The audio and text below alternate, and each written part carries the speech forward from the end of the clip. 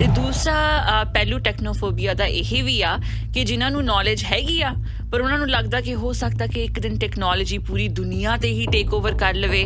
ਇਹਨਾਂ ਡਰਾਂ ਕਰਕੇ ਵੀ ਉਹ ਟੈਕਨੋਫੋਬੀਆ ਪ੍ਰਗਟ ਹੋ ਸਕਦਾ ਆ। ਸੋ ਜਨਰੇਟਿਵ AI ਨੂੰ ਤਾਂ ਹੀ ਡਿਵੈਲਪ ਕੀਤਾ ਗਿਆ ਤਾਂ ਕਿ ਆਪਣਾ ਸਮਾਂ ਬਚ ਸਕੇ। ਤੋ ਸਟ੍ਰੀਮਲਾਈਨ ਕਰੋ, ਕਿਸੇ ਨੂੰ ਪੁੱਛ ਲਓ ਜੋ ਕਿ ਤੁਹਾਡੇ ਘਰ ਦੇ ਵਿੱਚ ਜਿਹਨੂੰ ਜ਼ਿਆਦਾ ਪਤਾ ਹੋਵੇ ਕਿ ਕਿਹੜੀਆਂ ਐਪਸ ਨੇ ਜੋ ਕਿ ਤੁਹਾਨੂੰ ਫਾਇਦਾ ਦੇ ਸਕਦੀਆਂ ਨੇ। ਫੋਰ ਐਗਜ਼ਾਮਪਲ ਇੱਕ ਐਪ ਆ ਫਲਿਪ, ਜਿਸ ਦੇ ਉੱਪਰ ਤੁਹਾਨੂੰ ਗਰੋਸਰੀ ਸਟੋਰ ਦੇ ਬਹੁਤ ਸਾਰੇ ਕੂਪਨਸ ਮਿਲ ਜਾਂਦੇ ਨੇ। ਸੋ ਇਹ ਜਿੰਨੀ ਰਫਤਾਰ ਟੈਕਨੋਲੋਜੀ ਦੀ ਵੱਧ ਰਹੀ ਹੈ, ਇਹ ਪਹਿਲਾਂ ਤਾਂ ਨਹੀਂ ਸ਼ਾਇਦ ਸੀ। ਮਾਈ ਜਨਰੇਸ਼ਨ ਅਸੀਂ ਦੇਖਿਆ ਕਿ ਠੀਕ ਹੈ ਟੈਕਨੋਲੋਜੀ ਦੇ ਵਿੱਚ ਗਰੋਥ ਸੀ, ਮਤਲਬ ਉਹਨਾਂ ਦੀ ਸਟੇਬਿਲਿਟੀ ਸੀ।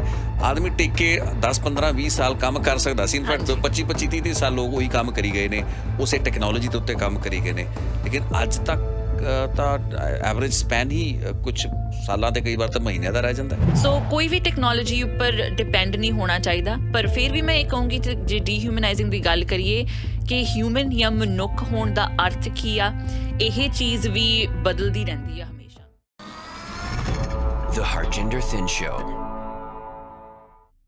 ਅੱਜ ਦੀ ਸਾਡੀ ਇਸ ਚਰਚਾ ਦੇ ਵਿੱਚ ਅਸੀਂ ਜਿਹੜੀ ਗੱਲ ਕਰਨੀ ਹੈ ਉਹ ਇਹ ਹੈ ਕਿ ਸਮੇਂ ਦਾ ਹਾਣੀ ਬਣਨ ਦੇ ਹੋੜ ਦੇ ਵਿੱਚ ਕੀ ਸਾਡੇ ਮਨਾਂ ਦੇ ਵਿੱਚ ਕੁਝ ਅਜਿਹੇ ਕੰਪਲੈਕਸਸ ਜਨਮ ਲੈ ਰਹੇ ਨੇ, ਸਾਨੂੰ ਪਰੇਸ਼ਾਨ ਕਰ ਰਹੇ ਨੇ ਕਿ ਅਸੀਂ ਉਹ ਰਫ਼ਤਾਰ ਦੇ ਨਾਲ ਟੈਕਨੋਲੋਜੀ ਦੇ ਮੋਢੇ ਨਾਲ ਮੋਢਾ ਲਾ ਕੇ ਨਹੀਂ ਤੁਰ ਪਾ ਰਹੇ ਜਿਵੇਂ ਕਿ ਅੱਜ ਦੀ ਪੀੜ੍ਹੀ ਤੁਰ ਪਾ ਰਹੀ ਹੈ। ਸੋ ਇਹ ਕੁਝ ਅਜਿਹੇ ਸਰੋਕਾਰ ਨੇ ਜੋ ਕਿ ਹਮੇਸ਼ਾ ਸਾਡੇ ਮਾਈਂਡ 'ਤੇ ਰਹਿੰਦੇ ਨੇ ਜਦੋਂ ਅਸੀਂ ਆਪਣੇ ਆਸ-ਪਾਸ ਲੋਕਾਂ ਨੂੰ ਵਿਚਰਦੇ ਹੋਏ ਵੇਖਦੇ ਹਾਂ।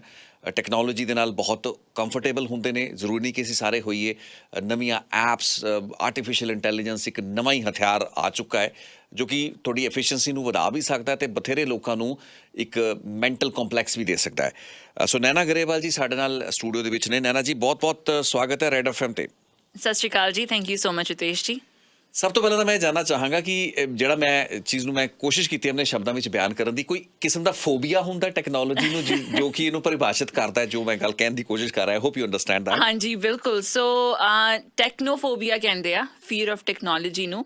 ਟੈਕਨੋਫੋਬੀਆ ਦਾ ਭਾਵ ਕਿ ਬਹੁਤ ਵਾਰੀ ਜਿਸ ਚੀਜ਼ ਬਾਰੇ ਸਾਨੂੰ ਬਹੁਤੀ ਨੌਲੇਜ ਨਹੀਂ ਹੁੰਦੀ, ਜਿਸ ਦੇ ਬਾਰੇ ਅਸੀਂ ਅਣਜਾਣ ਹੁੰਦੇ ਹਾਂ, ਉਹ ਤੋਂ ਅਸੀਂ ਡਰਦੇ ਹਾਂ। One really easy example of that is death, because ਸਾਨੂੰ ਡੈਥ ਬਾਰੇ ਇੰਨੀ ਨੌਲੇਜ ਨਹੀਂ ਹੈਗੀ, ਸਾਨੂੰ ਡਰ ਲੱਗਦਾ ਉਸ ਤੋਂ। ਕਈ ਲੋਕਾਂ ਨੂੰ ਹਾਈਟਸ ਤੋਂ ਡਰ ਲੱਗਦਾ। ਇੱਦਾਂ ਹੀ ਕਈ ਲੋਕਾਂ ਨੂੰ ਟੈਕਨੋਲੋਜੀ ਦੀ ਇੰਨੀ ਇਨਫੋਰਮੇਸ਼ਨ ਨਹੀਂ ਹੁੰਦੀ, ਇਸ ਲਈ ਉਸ ਤੋਂ ਡਰਦੇ ਆ। ਅਤੇ ਦੂਸਰਾ ਪਹਿਲੂ ਟੈਕਨੋਫੋਬੀਆ ਦਾ ਇਹ ਵੀ ਆ ਕਿ ਜਿਨ੍ਹਾਂ ਨੂੰ ਨੌਲੇਜ ਹੈਗੀ ਆ ਪਰ ਉਹਨਾਂ ਨੂੰ ਲੱਗਦਾ ਕਿ ਹੋ ਸਕਦਾ ਕਿ ਇੱਕ ਦਿਨ ਟੈਕਨੋਲੋਜੀ ਪੂਰੀ ਦੁਨੀਆ 'ਤੇ ਹੀ ਟੇਕ ਓਵਰ ਕਰ ਲਵੇ। ਇਹਨਾਂ ਡਰਾਂ ਕਰਕੇ ਵੀ ਉਹ ਟੈਕਨੋਫੋਬੀਆ ਪ੍ਰਗਟ ਹੋ ਸਕਦਾ ਆ। ਸੋ ਵੱਖਰੇ ਵੱਖਰੇ ਇਹਦੇ ਕਾਰਨ ਨੇ। ਅਤੇ ਟੈਕਨੋਫੋਬੀਆ ਜਿੱਥੇ ਓਲਡਰ ਲੋਕਾਂ ਨੂੰ ਜ਼ਿਆਦਾ ਹੁੰਦਾ, ਜਿਹੜੇ ਬਜ਼ੁਰਗ ਨੇ ਜਾਂ ਜਿਹੜੇ ਜੈਨ ਜ਼ੀ ਅਤੇ ਮਿਲੈਨੀਅਲਸ ਨੂੰ ਥੋੜ੍ਹਾ ਘੱਟ ਹੁੰਦਾ, ਬਿਕਾਜ਼ ਉਹ ਟੈਕਨੋਲੋਜੀ ਦੇ ਨਾਲ ਇੱਕ ਕਿਸਮ ਦੇ ਨਾਲ ਵੱਡੇ ਹੋਏ ਆ। ਪਰ ਉੱਥੇ ਹੀ ਹੁਣ ਜਿਹੜੇ ਯੰਗਰ ਜਨਰੇਸ਼ਨਸ ਆ, ਇੱਕ ਕਿਸਮ ਦਾ ਡਰ ਉਹਨਾਂ ਦੇ ਵਿੱਚ ਵੀ ਬੈਠਣਾ ਸ਼ੁਰੂ ਹੋ ਰਿਹਾ ਕਿ ਅੱਗੇ ਜਾ ਕੇ ਜਿਹੜੀਆਂ ਸਾਡੀਆਂ ਨੌਕਰੀਆਂ ਨੇ, ਜਿਉਣ ਦਾ ਤਰੀਕਾ ਆ, ਈਵਨ ਪੇਰੈਂਟਹੁੱਡ ਵਰਗੇ ਘਰ ਲੈਣ ਦੇ ਸੁਪਨੇ ਆ, ਕਿ ਉਹ ਵੀ ਟੈਕਨੋਲੋਜੀ ਦੇ ਨਾਲ ਪ੍ਰਭਾਵਿਤ ਹੋਣਗੇ। ਦੇਖੋ ਮੈਂ AI ਦੀ ਗੱਲ ਨਹੀਂ ਕਰਾਂਗਾ ਹਾਲੇ, ਆਪਾਂ ਕਰਾਂਗੇ ਇਸ ਸੈਗਮੈਂਟ ਦੇ ਵਿੱਚ, ਲੇਕਿਨ ਮੈਂ ਤਾਂ ਗੱਲ ਕਰਾਂਗਾ ਬੜੀ ਬੇਸਿਕ ਜਿਹੀ ਗੱਲ ਹੈ। ਤੁਸੀਂ ਕਿਸੇ ਐਪ ਨੂੰ ਯੂਜ਼ ਕਰ ਰਹੇ ਹੋ, ਚਲੋ ਐਪ ਵੀ ਛੱਡ ਦਿੰਦੇ ਹਾਂ, ਹੁਣ ਆਹ ਹੱਥ ਵਿੱਚ ਸਾਡੇ ਸਮਾਰਟਫੋਨ ਹੈ। ਮੈਨੂੰ ਲੱਗਦਾ ਕਿ ਮੇਰੇ ਸਮਾਰਟਫੋਨ ਦੇ 95% ਫੰਕਸ਼ਨਸ ਮੈਨੂੰ ਨਹੀਂ ਪਤਾ, ਇਹਦੇ ਵਿੱਚ ਇੰਨੇ ਫੀਚਰਸ ਨੇ। ਸੋ ਇਹ ਇੱਕ ਬੜਾ ਵੱਡਾ ਫੈਕਟਰ ਹੈ। ਜਿਹੜਾ ਵਰਤਣ ਵਾਲਾ ਉਸ ਟੈਕਨੋਲੋਜੀ ਨੂੰ, ਉਹ ਇਹਨਾਂ ਫੀਚਰਸ ਦੀ ਵਰਤੋਂ ਕਰਕੇ ਬਹੁਤ ਅੱਗੇ ਚਲਾ ਜਾਂਦਾ ਹੈ। ਲੇਕਿਨ ਸਮਾਰਟਫੋਨਸ ਹਰ ਵਿਅਕਤੀ ਵਰਤ ਰਿਹਾ, ਲੇਕਿਨ ਸ਼ਾਇਦ 80-90% ਉਸਦੇ ਫੀਚਰ ਨੂੰ ਕਦੇ ਉਹ ਵਰਤ ਨਹੀਂ ਪਾਉਂਦਾ। ਸੋ ਇਹ ਚੀਜ਼ਾਂ ਆਪਣੇ ਆਪ ਵਿੱਚ ਸੋਚਣ ਲਈ ਮਜਬੂਰ ਕਰਦੀਆਂ ਨੇ ਕਿ ਕੀ ਟੈਕਨੋਲੋਜੀ ਤਾਂ ਸਾਡੇ ਲਾਇਕ ਹੋਊਗੀ, ਲੇਕਿਨ ਅਸੀਂ ਟੈਕਨੋਲੋਜੀ ਦੇ ਲਾਇਕ ਨਹੀਂ ਹੋਏ। ਇਹ ਮਨ ਦੇ ਵਿੱਚ ਜਿਹੜਾ ਕੰਪਲੈਕਸ ਹੈ, ਇਹ ਨੈਚੁਰਲ ਹੈ, ਔਰ is it something that we should not really bother about? No, it is completely natural। ਅਤੇ ਪਹਿਲਾਂ ਹੁੰਦਾ ਸੀ ਕਿ ਟੈਕਨੋਲੋਜੀ ਆਪਸ਼ਨਲ ਆ। ਬਹੁਤ ਵਾਰੀ ਕਿਉਂਕਿ ਅਸੀਂ ਇੱਕ ਟ੍ਰਾਂਜ਼ੀਸ਼ਨ ਪੀਰੀਅਡ ਦੇ ਵਿੱਚ ਆ। ਹੁਣ ਟੈਕਨੋਲੋਜੀ ਜ਼ਿਆਦਾਤਰ 20 ਸਾਲਾਂ ਦੇ ਵਿੱਚ ਬਹੁਤ ਜ਼ਿਆਦਾ ਤਰੱਕੀ ਕਰ ਚੁੱਕੀ ਆ। ਜੇ ਉਸ ਤੋਂ ਪਹਿਲਾਂ ਦੀ ਗੱਲ ਕਰੀਏ ਤਾਂ ਬਹੁਤ ਚੀਜ਼ਾਂ ਆਪਸ਼ਨਲ ਹੁੰਦੀਆਂ ਸੀ ਕਿ ਜਾਂ ਤਾਂ ਤੁਸੀਂ ਕੰਪਿਊਟਰ 'ਤੇ ਕਰ ਲਓ ਜਾਂ ਪੇਪਰ 'ਤੇ।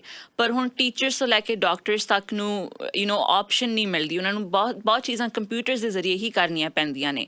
ਸੋ ਕਿਸੇ ਵੀ ਅਜਿਹੀ ਅਡੋਪਸ਼ਨ ਦਾ ਕੋਈ ਨਾਲ ਡਰ ਨੂੰ ਲੈ ਕੇ ਆਉਣਾ ਨੋਰਮਲ ਚੀਜ਼ ਆ।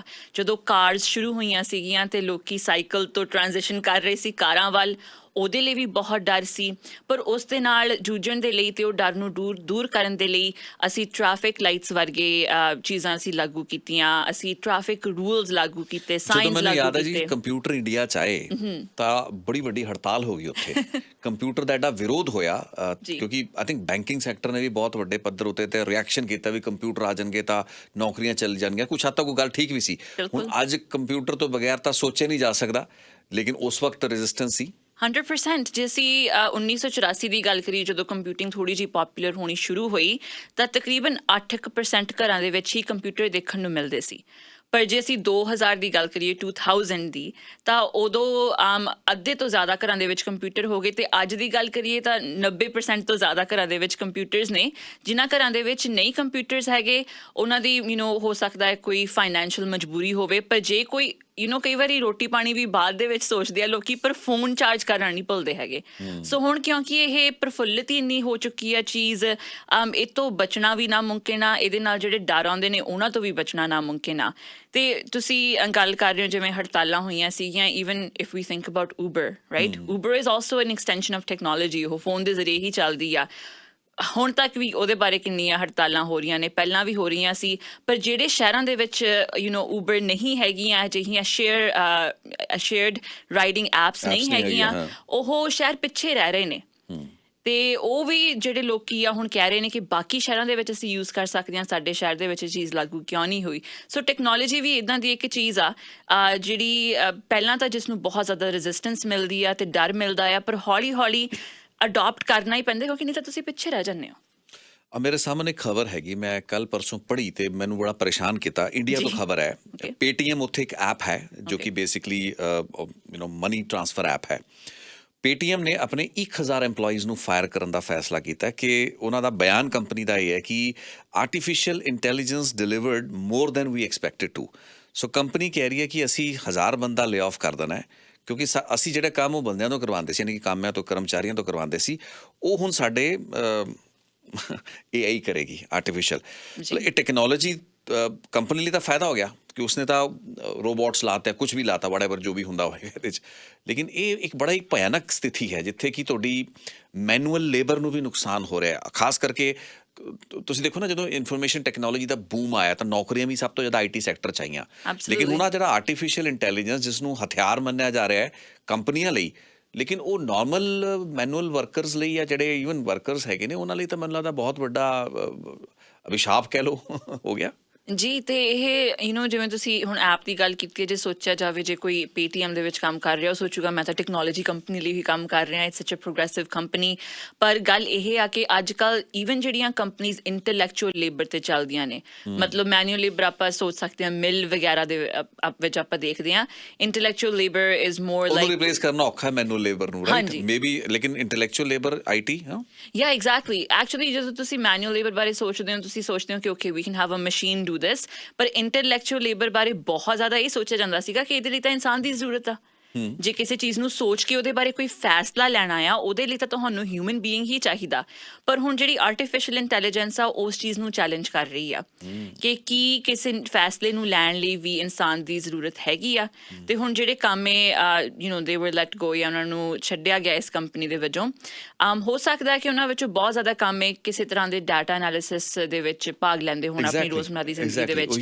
ਸੋ a lot of that is like ਤੁਸੀਂ ਤੁਹਾਡੇ ਕੋਲ 100-200 ਲਾਈਨਸ ਨੇ ਇੱਕ ਸੈੱਲ ਉੱਪਰ ਡਾਟਾ ਦੀਆਂ, ਤੁਸੀਂ ਉਸ ਨੂੰ ਲੈ ਕੇ ਐਨਾਲਾਈਜ਼ ਕਰਕੇ ਕੋਈ ਕੀ ਟੇਕ ਅਵੇ ਕੱਢਣਾ ਹੈ ਵੀ ਇਸ ਦਾ ਮਤਲਬ ਕੀ ਹੈ ਡਾਟਾ ਦਾ, ਵੀ ਹੁਣ ਇਸ ਦੇ ਆਧਾਰ ਉੱਪਰ ਕੰਪਨੀ ਨੂੰ ਕੀ ਕਰਨਾ ਚਾਹੀਦਾ। ਪਰ ਹੁਣ ਇਹ ਡਾਟਾ ਐਨਾਲਿਸਿਸ ਕਰਨ ਦੇ ਯੋਗ, ਜਿਸ ਦੇ ਲਈ ਕਈ ਵਾਰੀ 5 ਤੋਂ 7 ਕਾਮੇ ਰੱਖੇ ਜਾਂਦੇ ਸੀ ਤੇ ਉਹਨਾਂ ਦੀ 9 to 5 ਨੌਕਰੀ ਹੀ ਡਾਟਾ ਐਨਾਲਿਸਿਸ ਹੁੰਦੀ ਸੀ। ਹੁਣ ਜਿਹੜਾ ਕੰਪਿਊਟਰ ਆ ਜਾਂ AI ਆ, ਉਸਨੇ ਡਾਟਾ ਨੂੰ ਲੈਣਾ ਆ, I don't know 30-40 ਸੈਕਿੰਡਸ ਦੇ ਵਿੱਚ ਤੁਹਾਨੂੰ ਐਨਾਲਾਈਜ਼ ਕਰਕੇ ਦੱਸ ਦੇਣਾ। ਤੇ ਇਸ ਦੇ ਜਿਹੜੇ ਕਾਮੇ ਆ ਫਿਰ ਉਹਨਾਂ ਨੂੰ ਹਾਇਰ ਕਰਕੇ ਕੰਪਨੀ ਨੂੰ ਲਾਸ ਹੋਊਗਾ। ਪਰ ਹਲੇ ਇਹ ਚੀਜ਼ ਬਹੁਤ ਨਵੀਂ ਆ, ਕੰਪਨੀ 'ਚ ਇਹਦਾ ਫਾਇਦਾ ਤਾਂ ਉਠਾ ਰਹੀਆਂ ਨੇ, ਪਰ ਇਹਦੇ ਕਰਕੇ ਜਿਹੜੇ ਕਾਮੇ ਛੱਡੇ ਗਏ ਆ ਉਹਨਾਂ ਨੂੰ ਜੇ ਇੱਕ ਸਾਈਡ ਤੇ ਰੱਖ ਦਈਏ ਤਾਂ ਨਵੇਂ ਕਾਮੇ ਵੀ ਹਾਇਰ ਕੀਤੇ ਜਾ ਰਹੇ ਨੇ। ਹੁਣ AI ਦੇ ਨਾਲ ਬਹੁਤ ਚੀਜ਼ਾਂ ਉੱਭਰ ਕੇ ਸਾਹਮਣੇ ਆ ਰਹੀਆਂ, ਜਿਵੇਂ ਕਿ cyber security for example is one big thing. So IT sector ਦੇ ਵਿੱਚ ਅਤੇ ਸਾਈਬਰ ਸਿਕਿਉਰਿਟੀ ਖਾਸ ਕਰਕੇ ਉਸ ਏਰੀਆ ਦੇ ਵਿੱਚ ਬਹੁਤ ਸਾਰੀਆਂ ਜੌਬਸ ਖੁੱਲ ਚੁੱਕੀਆਂ ਨੇ ਹੁਣ। ਖੁੱਲ ਵੀ ਰਹੀਆਂ ਨੇ, So, ਜੇ ਬੰਦ ਹੋ ਰਹੇ ਨੇ ਰਸਤੇ ਖੁੱਲ ਵੀ ਰਹੇ ਨੇ। ਮੈਂ ਜਦੋਂ YouTube ਜਾਂ ਕੋਈ ਸੋਸ਼ਲ ਮੀਡੀਆ ਪਲੇਟਫਾਰਮ ਇਸਤੇਮਾਲ ਕਰਦਾ, ਇੱਕ ਐਡ ਆ ਜਾਂਦੀ ਹੈ ਅੱਜ ਕੱਲ੍ਹ, ਉਹ ਕਹਿੰਦੇ ਕਿ ਜੇ ਤੁਸੀਂ ਆਰਟੀਫਿਸ਼ੀਅਲ ਇੰਟੈਲੀਜੈਂਸ ਨਹੀਂ ਵਰਤ ਰਹੇ ਹੋ, ਮੰਨ ਲਓ ਕੋਈ ਸਟੂਡੈਂਟ ਹੈ ਜਿਸਨੇ ਕਿ ਆਪਣੀ ਪ੍ਰੈਜੈਂਟੇਸ਼ਨਸ ਤਿਆਰ ਕਰਨੀ ਹੈ, ਕੋਈ ਪ੍ਰੋਫੈਸ਼ਨਲ ਨੇ ਕੁਝ ਆਪਣਾ ਕੰਮ ਕਰਨਾ ਹੈ, ਤੁਸੀਂ ਈਵਨ ਜੇ ਬੇਸਿਕ ਰਿਸਰਚ ਵੀ ਕਰਨੀ ਹੈ, ਉਹ ਵੀ ਆਰਟੀਫਿਸ਼ੀਅਲ ਇੰਟੈਲੀਜੈਂਸ ਦੇ ਨਾਲ ਤੁਸੀਂ ਮਿੰਟਾਂ ਸਕਿੰਟਾਂ ਦੇ ਵਿੱਚ ਕਰ ਲੈਂਦੇ ਹੋ। ਡੇਟਾ ਤੁਹਾਡੇ ਸਾਹਮਣੇ ਆਉਂਦਾ ਹੈ, ਚੀਜ਼ ਨੂੰ ਇੱਕ ਬੜੀ ਇਨੋਵੇਟਿਵ ਤੇ ਕਸਟਮਾਈਜ਼ ਤਰੀਕੇ ਦੇ ਨਾਲ ਲਿਖ ਵੀ ਦਿੰਦੇ ਨੇ। ਉਹਦੇ 'ਚ ਪਲੈਜਰਿਜ਼ਮ ਵੀ ਨਹੀਂ ਹੈ ਕਿਸੇ ਕਿਸਮ ਦਾ, ਵੀ ਕੱਲ੍ਹ ਨੂੰ ਤੁਹਾਨੂੰ ਕੋਈ ਚੈਲੰਜ ਕਰ ਲਏਗਾ। ਸੋ ਉਹ ਕਹਿੰਦੇ ਵੀ ਜੇ ਤੁਹਾਨੂੰ ਆਰਟੀਫਿਸ਼ੀਅਲ ਇੰਟੈਲੀਜੈਂਸ ਦੀ ਵਰਤੋਂ ਨਹੀਂ ਕਰਨੀ ਆ ਰਹੀ, ਤਾਂ ਇਹ ਪੋਸੀਬਲ ਹੈ ਕਿ ਤੁਹਾਡੇ ਨਾਲ ਦੇ ਉਹ ਲੋਕ ਜੋ ਕਿ AI ਵਰਤ ਰਹੇ ਨੇ, ਉਹ ਤੁਹਾਡੇ ਤੋਂ 60-70% ਹੋਰ ਐਫੀਸ਼ੀਐਂਟ ਹੋਣਗੇ, ਵਿਚ ਮੀਨਸ ਕਿ ਉਹਨਾਂ ਦੀ ਜ਼ਿੰਦਗੀ 'ਚ ਤਰੱਕੀ ਕਰਨ ਦੀ ਸੰਭਾਵਨਾਵਾਂ ਤੁਹਾਡੇ ਨਾਲੋਂ ਜ਼ਿਆਦਾ ਹੋਣਗੀਆਂ। ਹੁਣੇ ਮੈਨੂੰ ਡਰਾ ਦਿੰਦਾ ਕਿਉਂਕਿ ਮੈਂ ਇਹ ਵਰਤ ਨਹੀਂ ਸਕਦਾ, ਬਟ ਫਿਰ ਹੁਣ ਕੀ ਕਰੀਏ? ਵੀ ਸ਼ੁੱਡ ਯੂ ਏਮ ਕਿ ਵੀ AI ਦੇ ਵਿੱਚ ਮਾਸਟਰੀ ਕਰ ਲਈਏ? ਐਂਡ ਇਹ ਫੈਕਟ ਕਿ AI ਹੀ ਐਂਡ ਹੈ, ਇਹ ਵੀ ਪੱਕਾ ਨਹੀਂ ਕਿਹਾ ਜਾ ਸਕਦਾ। ਕੱਲ੍ਹ ਨੂੰ AI ਦਾ ਵੀ ਕੁਝ ਹੋਰ ਤੋੜ ਹੋ ਸਕਦਾ ਹੈ। No, absolutely. Even ਜੇ ਅਸੀਂ 2024 ਵੱਲ ਦੇਖੀਏ, ਇੱਕ ਬਹੁਤ ਵੱਡਾ ਟ੍ਰੈਂਡ ਜਿਹੜਾ ਕਹਿ ਰਿਹਾ ਕਿ ਆਊਗਾ 2024 ਵਿੱਚ, ਉਹ ਜਨਰੇਟਿਵ AI ਆ। ਜਨਰੇਟਿਵ AI ਦਾ ਮਤਲਬ ਹੁੰਦਾ ਕਿ ਹੁਣ ਫॉर ਐਗਜ਼ਾਮਪਲ ਜਿਹੜਾ ਕੰਪਿਊਟਰ ਆ, ਉਹਨੇ ਤਾਂ ਆਪਾਂ ਨੂੰ ਕੈਲਕੂਲੇਸ਼ਨ ਕਰਕੇ ਦੇ ਦੇਣੀ ਆ, ਪਰ ਜਨਰੇਟਿਵ AI can actually help you make decisions. ਉਹ ਤੁਹਾਡੇ ਲਈ ਕੋਈ ਨਾ ਕੋਈ ਐਨਾਲਿਸਿਸ ਕਰ ਸਕਦਾ ਆ, ਜਾਂ ਟੈਕਸਟ ਅਤੇ ਇਮੇਜਸ ਦੇ ਜ਼ਰੀਏ ਉਹ ਐਕਚੁਅਲੀ ਸੈਂਟੈਂਸਸ ਲਿਖ ਸਕਦਾ ਹੈ, ਕਿਉਂਕਿ ਕੈਲਕੂਲੇਟਰ ਤਾਂ ਸਿਰਫ ਤੁਹਾਨੂੰ ਨੰਬਰ ਦਿੰਦਾ ਸੀਗਾ। ਸੋ ਜਨਰੇਟਿਵ AI ਨੂੰ ਤਾਂ ਹੀ ਡਿਵੈਲਪ ਕੀਤਾ ਗਿਆ ਤਾਂ ਕਿ ਆਪਣਾ ਸਮਾਂ ਬਚ ਸਕੇ। ਹੁਣ ਤੁਸੀਂ ਸੋਚੋ ਕਿ ਸਕੂਲਸ ਦੇ ਵਿੱਚ, ਯੂਨੀਵਰਸਿਟੀਜ਼ ਦੇ ਵਿੱਚ ਪਾਵਰਪੁਆਇੰਟ ਪ੍ਰੈਜੈਂਟੇਸ਼ਨ ਬਣਾਉਣਾ, ਕਿਸੇ ਤਰ੍ਹਾਂ ਦੀ ਵੀ ਪ੍ਰੈਜੈਂਟੇਸ਼ਨ ਬਣਾਉਣਾ ਇੱਕ ਬਹੁਤ ਵੱਡਾ ਹਿੱਸਾ ਹੁੰਦਾ ਸੀ। ਬਿਲਕੁਲ, ਤੁਸੀਂ ਮੈਨੂਅਲੀ ਚੱਕ ਕੇ ਐਲੀਮੈਂਟ ਪਾਣੇ ਆ ਥੋੜਾ, ਹੈ ਨਾ? ਹਾਂਜੀ ਬਿਲਕੁਲ। ਤੇ ਉਹ ਇੱਕ ਤਰ੍ਹਾਂ ਦੀ ਤੁਹਾਡੀ ਡਿਫਰੈਂਸ਼ੀਏਟਿੰਗ ਐਜ ਵੀ ਬਣ ਜਾਂਦੀ ਸੀ। ਕਈ ਲੋਕੀ ਬਹੁਤ ਵਧੀਆ ਇਹ ਕਰ ਪਾਉਂਦੇ ਸੀ, ਸੋ ਉਹਨਾਂ ਸਟੂਡੈਂਟਸ ਨੂੰ ਰਿਵਾਰਡ ਕੀਤਾ ਜਾਂਦਾ ਸੀਗਾ, ਟੀਚਰਸ ਇੰਪ੍ਰੈਸ ਹੁੰਦੇ ਸੀਗੇ। ਪਰ ਅੱਜ ਕੱਲ੍ਹ ਹੁਣ ਜਿਸ ਨੂੰ ਪਾਵਰਪੁਆਇੰਟ ਦੀ P ਵੀ ਨਾ ਪਤਾ ਹੋਵੇ, ਉਹ AI ਦੇ ਜ਼ਰੀਏ ਬਹੁਤ ਵਧੀਆ ਪ੍ਰੈਜੈਂਟੇਸ਼ਨ ਤਿਆਰ ਕਰ ਸਕਦਾ ਆ। ਪਰ ਇਹ ਤਾਂ ਗੱਲ ਜ਼ਰੂਰ ਹੈਗੀ ਆ ਕਿ ਉਹ ਇੱਕ ਸਕਿੱਲ ਆ ਜੋ ਕਿ ਉਸ ਇਨਸਾਨ ਕੋਲ ਸ਼ਾਇਦ ਨਾ ਹੋਵੇ। ਪਰ ਹੁਣ ਜੇ ਤੁਸੀਂ ਸੋਚੋ, ਜੇ ਕੈਲਕੂਲੇਟਰ ਵਧੀਆ ਤਰੀਕੇ ਨਾਲ ਕੈਲਕੂਲੇਟ ਕਰ ਸਕਦਾ, ਕਿ ਆਪਾਂ ਨੂੰ ਉੱਥੇ ਬੈਠ ਕੇ 7 ਘੰਟੇ ਲਾ ਕੇ ਸੇਮ ਕੈਲਕੂਲੇਸ਼ਨ ਕਰਨ ਦੀ ਜ਼ਰੂਰਤ ਹੈਗੀ ਆ? ਜੇ ਆਪਾਂ ਨੂੰ ਬੇਸਿਕ ਉਹ ਸਕਿੱਲ ਪਤਾ ਆ, ਤਾਂ ਆਪਾਂ ਸਮਾਂ ਬਚਾਉਣ ਲਈ ਕੈਲਕੂਲੇਟਰ ਯੂਜ਼ ਕਰਦੇ ਹਾਂ। ਇਸੇ ਤਰ੍ਹਾਂ ਜੇ ਬੇਸਿਕ ਆਪਾਂ ਨੂੰ ਪਤਾ ਕਿ ਪ੍ਰੈਜੈਂਟੇਸ਼ਨ ਬਣਾਉਣੀ ਆ, ਕਿਵੇਂ ਬਣਾਉਣੀ ਆ, ਤਾਂ ਉਸ ਨੂੰ ਹੋਰ ਖੂਬਸੂਰਤ ਬਣਾਉਣ ਲਈ ਜਾਂ ਇੰਗੇਜਿੰਗ ਬਣਾਉਣ ਲਈ ਜੇ AI ਤੁਹਾਡੀ ਮਦਦ ਕਰ ਸਕਦਾ, ਤੁਹਾਡੇ 6-7 ਘੰਟੇ ਬਚਾ ਸਕਦਾ, ਤਾਂ ਤੁਸੀਂ ਉਹੀ ਟਾਈਮ ਕਿਤੇ ਹੋਰ ਵਰਤ ਸਕਦੇ ਹੋ, ਕਿਤੇ ਹੋਰ ਲਾ ਸਕਦੇ ਹੋ। ਲੇਕਿਨ ਉਹਦਾ ਸਬਸਟੀਚਿਊਟ ਨਹੀਂ ਹੋਣਾ ਚਾਹੀਦਾ ਟੂ ਦ ਐਕਸਟੈਂਟ ਕਿ ਤੁਸੀਂ ਸੋਚੋ ਕਿ ਮੈਂ ਪੂਰਾ AI ਉੱਤੇ ਨਿਰਭਰ ਹੋ ਜਾਂਦਾ, ਮੈਨੂੰ ਖੁਦ ਨਾ ਪ੍ਰੈਜੈਂਟੇਸ਼ਨ ਬਣਾਉਣੀ ਆਉਂਦੀ ਹੋਵੇ। ਐਗਜ਼ੈਕਟਲੀ, ਆਈ ਡੋਂਟ ਥਿੰਕ ਉਹਦੇ ਉੱਪਰ ਬਿਲਕੁਲ ਡਿਪੈਂਡੈਂਟ ਹੋਣਾ ਚਾਹੀਦਾ। ਜਿਹੜੇ ਬੇਸਿਕ ਫੀਚਰਸ ਆ ਉਹ ਹਮੇਸ਼ਾ ਹੀ ਸਾਰਿਆਂ ਨੂੰ ਆਉਣੇ ਚਾਹੀਦੇ ਆ। ਪਰ same thing with AI as well. ਕਈ ਲੋਕੀ AI ਸਿੱਖਣ ਤੋਂ ਬਿਲਕੁਲ ਹੀ ਭੱਜਦੇ ਆ। ਆਈ ਥਿੰਕ ਜਿਹੜੀ ਬੇਸਿਕ ਉਹਦੀ ਉਪਯੋਗਤਾ ਆ ਤੇ ਬੇਸਿਕ ਉਹਦੇ ਫਾਇਦੇ ਆ, ਉਹ ਜ਼ਰੂਰ ਸਿੱਖ ਲੈਣੇ ਚਾਹੀਦੇ ਆ। ਬਿਕਾਜ਼ ਬਹੁਤ ਲੋਕਾਂ ਨੂੰ ਇਹ ਡਰ ਹੁੰਦਾ ਕਿ ਜੇ ਅਸੀਂ ਕੁਛ ਗਲਤ ਕਰਤਾ, ਅਸੀਂ ਕੁਛ ਤੋੜ ਦਾਂਗੇ। That's a really big fear of like specially older people ਜਿਹੜੇ ਨਹੀਂ ਇੰਨੇ ਜ਼ਿਆਦਾ ਫੋਨਸ ਤੇ ਲੈਪਟਾਪਸ ਨਾਲ ਹੈਗੇ ਜਾਣੂ। ਪਰ ਤੁਸੀਂ ਕੁਛ ਵੀ ਖਰਾਬ ਨਹੀਂ ਕਰ ਸਕਦੇ। ਇਹ ਨਾ ਸੋਚੋ ਕਿ ਤੁਸੀਂ ਕੁਛ ਖਰਾਬ ਕਰ ਦੋਗੇ। ਸਭ ਕੁਛ ਅੰਡੂ ਹੋ ਸਕਦਾ ਆ, ਤੁਸੀਂ ਦੁਬਾਰਾ ਸ਼ੁਰੂ ਕਰ ਸਕਦੇ ਹੋ। ਉਹ ਇੱਕ ਵਾਰੀ ਜਿਹੜਾ ਤੁਹਾਡੇ ਅੰਦਰ ਡਰ ਆ, ਉਹਨੂੰ ਕੱਢਣ ਦੀ ਜ਼ਰੂਰਤ ਆ। ਬਹੁਤ ਸਾਰੀਆਂ ਕਲਾਸਿਸ ਵੀ ਹੁੰਦੀਆਂ ਨੇ, ਤੁਸੀਂ ਕਿਸੇ ਆਪਣੇ ਘਰ ਬੱਚੇ ਨੂੰ ਪੁੱਛ ਸਕਦੇ ਹੋ। ਇਟਸ ਇੰਪੋਰਟੈਂਟ ਕਿ ਤੁਸੀਂ ਕੁਛ ਨਾ ਕੁਛ ਜ਼ਰੂਰ ਸਿੱਖਣ ਦੀ ਕੋਸ਼ਿਸ਼ ਕਰੋ। ਆਈ ਥਿੰਕ ਬੜਾ ਇੰਪੋਰਟੈਂਟ ਕੁਐਸਚਨ ਹੈ ਵੀ ਕਿੰਨਾ ਸਿੱਖਣਾ, ਕਿੰਨਾ। ਹੁਣ ਇਸ 'ਚ ਆਪਾਂ ਸਿਰਫ ਯੰਗਸਟਰਸ ਨੂੰ ਨਾ ਕਾਊਂਟ ਕਰੀਏ, ਯਾਨੀ ਕਿ ਉਹ ਬੱਚੇ ਜੋ ਕਿ ਟੈਕਨੋਲੋਜੀ ਪੜ੍ਹ ਰਹੇ ਨੇ, IT ਪੜ੍ਹ ਰਹੇ ਨੇ, ਕੋਈ ਹੋਰ ਕੋਰਸਿਸ ਪੜ੍ਹ ਰਹੇ ਨੇ, ਹਾਇਰ ਐਜੂਕੇਸ਼ਨ ਜਾਂ ਪੋਸਟ ਸੈਕੰਡਰੀ ਐਜੂਕੇਸ਼ਨ ਦੇ ਸਟਰੀਮ 'ਚ ਨੇ। ਆਪਾਂ ਕੰਸੀਡਰ ਕਰੀਏ ਇੱਕ ਲੇਮੈਨ ਨੂੰ, ਇੱਕ ਵਿਅਕਤੀ, ਇੱਕ ਮਹਿਲਾ, ਇੱਕ ਹਾਊਸ ਵਾਈਫ ਹੈ, ਲੈਟ ਅਸ ਸੇ ਹਾਊਸ ਵਾਈਫ ਹੈ, ਜਾਂ ਕੋਈ ਬਜ਼ੁਰਗ ਨੇ ਈਵਨ, ਜਿਨ੍ਹਾਂ ਨੂੰ ਅੱਜ ਟੈਕਨੋਲੋਜੀ ਦੇ ਨਾਲ ਥੋੜ੍ਹਾ ਬਹੁਤ ਉਹਨਾਂ ਦਾ ਵੀ ਇੰਟਰਫੇਸ ਹੈ, ਉਹਨਾਂ ਨੂੰ ਵੀ ਵਰਤਣੀ ਪੈਂਦੀ ਹੈ। ਤੁਸੀਂ ਈਵਨ ਜੇ ਬੁਕਿੰਗ ਕਰਨੀ ਹੈ, ਸਿਨੇਮਾ ਦੀ ਹਾਲ ਦੀ ਬੁਕਿੰਗ ਕਰਾਉਣੀ ਹੈ, ਉਹਦੇ ਵਿੱਚ ਵੀ ਤੁਸੀਂ ਆਪਣੀ ਟਿਕਟ ਦੇ ਨਾਲ ਤੁਸੀਂ ਪੌਪਕੌਰਨ ਦਾ ਇੱਕ ਪੈਕਟ ਕੀ ਆਫਰ ਦੇ ਵਿੱਚ ਸਸਤਾ ਲੈ ਸਕਦੇ ਹੋ, ਜਾਂ ਇੱਕ ਕੋਲਡ ਡਰਿੰਕ ਸਸਤੀ ਲੈ ਸਕਦੇ ਹੋ। ਇਹਦੇ ਲਈ ਵੀ ਆਪਸ਼ਨਸ ਤੁਹਾਨੂੰ ਵਰਤਣੀਆਂ ਨਹੀਂ ਚਾਹੀਦੀਆਂ। Again that is technology. ਹੁਣ ਮੇਰੇ ਵਰਗੇ ਦਾ ਸ਼ਾਇਦ ਉਹਦੇ ਵਿੱਚ ਕੰਫਰਟੇਬਲ ਨਹੀਂ ਹੈ, ਔਰ ਜਿਵੇਂ ਕਹਿੰਦਾ ਕਈ ਲੋਕ ਬਹੁਤ ਚੰਗੇ ਤਰੀਕੇ ਦੇ ਨਾਲ ਆਫਰਸ ਅਵੇਲ ਕਰ ਲੈਂਦੇ ਨੇ, ਹੂ ਆਰ ਜਿਨ੍ਹਾਂ ਨੂੰ ਜਾਣਕਾਰੀ ਹੈ। ਲੇਕਿਨ ਮਿਨੀਮਮ ਕਿੰਨੀ ਕੁ ਜਾਣਕਾਰੀ ਹੋਣੀ ਚਾਹੀਦੀ ਹੈ? ਇਹ ਵੀ ਇੱਕ ਬੜਾ ਵੱਡਾ ਕੁਐਸਚਨ ਹੈ। ਐਂਡ ਫॉर ਅ ਲੇਮੈਨ ਜੋ ਕਿ ਸਟੂਡੈਂਟ ਨਹੀਂ ਹੈ, ਜੋ ਕਿ ਇੱਕ ਹਾਰਡਕੋਰ ਕਟਿੰਗ ਐਜ ਪ੍ਰੋਫੈਸ਼ਨਲ ਨਹੀਂ ਹੈ, ਉਹਦੇ ਲਈ ਟੈਕਨੋਲੋਜੀ ਕਿੰਨੀ ਕੁ ਜਾਣਨੀ ਜ਼ਰੂਰੀ ਹੈ? ਇਹਦਾ ਕੋਈ ਹੈ ਪੈਰਾਮੀਟਰ, ਕੋਈ ਬੈਰੋਮੀਟਰ? ਸਾਰਿਆਂ ਦੇ ਇਹਦੇ ਵੱਖਰੇ ਵੱਖਰੇ ਨਜ਼ਰੀਏ ਹੋਣਗੇ, ਪਰ ਮੇਰੇ ਹਿਸਾਬ ਦੇ ਨਾਲ ਜੇ ਤੁਹਾਡੀ ਜ਼ਿੰਦਗੀ ਨੂੰ ਕੋਈ ਚੀਜ਼ ਜ਼ਿਆਦਾ ਸਿੰਪਲ ਬਣਾ ਸਕਦੀ ਆ ਤਾਂ ਉਹਦੀ ਨੌਲੇਜ ਇਕੱਠੀ ਕਰਨਾ ਜ਼ਰੂਰਤ ਉਹਦੀ ਹੈਗੀ ਆ। ਉਹ ਪਹਿਲਾਂ ਥੋੜ੍ਹੀ ਔਖੀ ਲੱਗਦੀ ਆ, ਪਰ ਬਾਅਦ ਦੇ ਵਿੱਚ ਸਭ ਕੁਝ ਸਿੰਪਲ ਹੋ ਜਾਂਦਾ ਆ। ਫੋਰ ਐਗਜ਼ਾਮਪਲ, ਹੁਣ ਜੇ ਕੋਈ ਇਨਸਾਨ ਘਰੇ ਰਹਿੰਦਾ ਆ ਜ਼ਿਆਦਾਤਰ ਐਂਡ ਉਹਦਾ ਕੁਕਿੰਗ ਦੇ ਵਿੱਚ ਜ਼ਿਆਦਾ ਰੁਝਾਨ, ਉਹਨੂੰ ਕੁਕਿੰਗ ਵਧੀਆ ਲੱਗਦੀ ਆ, ਪਹਿਲਾਂ ਸਾਡੀਆਂ ਜਿਹੜੀਆਂ ਰੈਸਪੀ ਬੁੱਕਸ ਹੁੰਦੀਆਂ ਸੀਗੀਆਂ ਮੋਸਟ ਅਸੀਂ ਉਹਨੂੰ ਹੀ ਦੇਖਦੇ ਸੀਗੇ, ਜਿਹੜੀ ਸਾਡੇ ਮੂਹਰੇ ਕਿਤਾਬ ਕੋਈ ਪਈ ਹੁੰਦੀ ਸੀ, ਜਾਂ ਜੇ ਕਿਸੇ ਦਾਦੀ ਨਾਨੀ ਨੇ ਕੋਈ ਰੈਸਪੀ ਦਿੱਤੀ ਹੋਵੇ। ਪਰ ਹੁਣ YouTube ਦੇ ਜ਼ਰੀਏ ਦੁਨੀਆ ਦੇ ਦੂਜੇ ਕੋਨੇ ਵਿੱਚ ਕੋਈ ਬੈਠਾ ਹੋਵੇ, ਸਾਨੂੰ ਉਹ ਵੀ ਆਪਣੀ ਰੈਸਪੀ ਸਿਖਾ ਸਕਦਾ ਆ। ਅਤੇ ਬਹੁਤ ਘਰ ਰਹਿਣ ਵਾਲੇ ਵਿਅਕਤੀ ਨੇ ਜਿਹੜੇ YouTube ਉੱਪਰ ਜਾ ਕੇ ਰੈਸਪੀਜ਼ ਉਹਨਾਂ ਨੇ ਸਿੱਖੀਆਂ ਨੇ। ਐਂਡ ਹੋ ਸਕਦਾ ਕਿ ਉਹਨਾਂ ਨੂੰ YouTube ਯੂਜ਼ ਕਰਨੀ ਪਹਿਲਾਂ ਔਖੀ ਲੱਗੀ ਹੋਵੇ, ਪਰ ਬਾਅਦ ਦੇ ਵਿੱਚ ਉਹ ਯੂਜ਼ ਟੂ ਹੋ ਗਏ ਹੋਣ। ਇੱਕ ਇਹਦੇ 'ਚ ਬੜੀ ਬੇਸਿਕ ਹਿਊਮਨ ਜਿਹੜੀ ਫਿਤਰਤ ਹੈ ਸਾਡੀ, ਇੱਕ ਹਿਊਮਨ ਸਾਈਕੀ ਵੀ ਹੈ। ਇੱਕ ਬੰਦਾ ਆਲਸ ਕਰ ਜਾਂਦਾ ਹੈ ਜਦੋਂ ਕੋਈ ਚੀਜ਼ ਤੁਸੀਂ ਸਿੱਖਣੀ ਹੁੰਦੀ ਹੈ, ਤੁਹਾਨੂੰ ਲੱਗਦਾ ਵੀ ਨਵੀਂ ਚੀਜ਼ ਹੈ, ਤੁਹਾਨੂੰ ਸਮਝ ਆ ਰਹੀ ਹੈ ਥੋੜ੍ਹੀ, ਤੁਹਾਨੂੰ ਲੱਗਦਾ ਵੀ ਮੈਂ ਸਮਝ ਲਾਂਗਾ ਇਸ ਚੀਜ਼ ਨੂੰ, ਲੇਕਿਨ ਤੁਸੀਂ ਕਹੋਗੇ ਕਿ ਮੈਂ ਇਸ ਦੇ ਵਿੱਚ ਟਾਈਮ ਤਾਂ ਨਹੀਂ ਵੇਸਟ ਕਰ ਰਿਹਾ, ਨਹੀਂ ਯਾਰ ਮੈਂ ਨਹੀਂ ਕਰਾਂਗਾ, ਮੈਂ ਬਾਅਦ 'ਚ ਕਰਾਂਗਾ, ਜਾਂ ਮੈਂ ਨਹੀਂ ਕਰ ਸਕਦਾ, ਮੈਂ YouTube ਦੀ ਜੇ 3 ਮਿੰਟ ਦੀ 4 ਮਿੰਟ ਦੀ ਵੀਡੀਓ ਨਹੀਂ ਦੇਖਾਂਗਾ, ਮੈਂ ਇਸ ਨੂੰ ਸਮਝਣ ਲਈ ਮੈਨੂੰ ਪਤਾ ਕਿ ਮੈਨੂੰ 10 ਮਿੰਟ ਇਹਨੂੰ ਸਟੱਡੀ ਕਰਨਾ ਪਏਗਾ। ਸੋ ਉਹ ਜਿਹੜੀ ਆਲਸ ਹੈ, I think you have to ਉਹ ਬੈਰੀਅਰ ਨੂੰ ਕ੍ਰੋਸ ਕਰਨਾ ਪੈਂਦਾ ਹੈ। ਉਹਦੇ ਲਈ ਤੁਸੀਂ ਕਿੰਨਾ ਕੁ ਟਾਈਮ ਦੇ ਸਕਦੇ ਹੋ? ਇਹ ਵੀ ਪਤਾ ਹੁੰਦਾ ਵੀ ਯਾਰ ਮੈਂ ਇੱਥੇ 15 ਮਿੰਟ ਨਹੀਂ ਵੇਸਟ ਕਰ ਸਕਦਾ, ਮੈਂ ਹੋਰ ਕੰਮ ਕਰਨੇ ਨੇ। ਲੇਕਿਨ ਆਪਾਂ ਨੂੰ ਇਹ ਸਮਝਣਾ ਜ਼ਰੂਰੀ ਹੈ ਕਿ ਉਹ 15 ਮਿੰਟ ਲਾਣੇ ਇਸ ਵਕਤ ਜ਼ਰੂਰੀ ਹੈ, ਕਿਹੜੀ ਚੀਜ਼ ਤੇ ਲਾਣੇ ਤੇ ਕਿਤੇ ਨਹੀਂ ਲਾਣੇ। ਇਹ ਵੀ ਜ਼ਰੂਰੀ ਹੈ ਕਿ ਤੁਸੀਂ ਕਿਸ ਚੀਜ਼ ਤੇ ਲਾ ਰਹੇ ਹੋ, because a lot of people ਉਹ ਚਾਹੁੰਦੇ ਆ ਕਿ ਸਾਨੂੰ ਛੇਤੀ ਸਭ ਕੁਛ ਹੀ ਆ ਜਾਵੇ। ਇਹ ਬਹੁਤ ਔਖਾ ਆ। ਈਵਨ ਜਿਹੜੇ ਲੋਕੀ ਰੋਜ਼ ਯੂਜ਼ ਕਰਦੇ ਨੇ ਟੈਕਨੋਲੋਜੀ ਨੂੰ, ਉਹਨਾਂ ਨੂੰ ਵੀ ਸਭ ਕੁਛ ਨਹੀਂ ਪਤਾ। ਜਿਵੇਂ ਤੁਸੀਂ ਕਿਹਾ ਸਾਨੂੰ ਸਾਡੇ ਪਤਾ ਨਹੀਂ ਵੀ ਫੋਨਸ ਦੇ ਵਿੱਚ ਕੀ ਆ।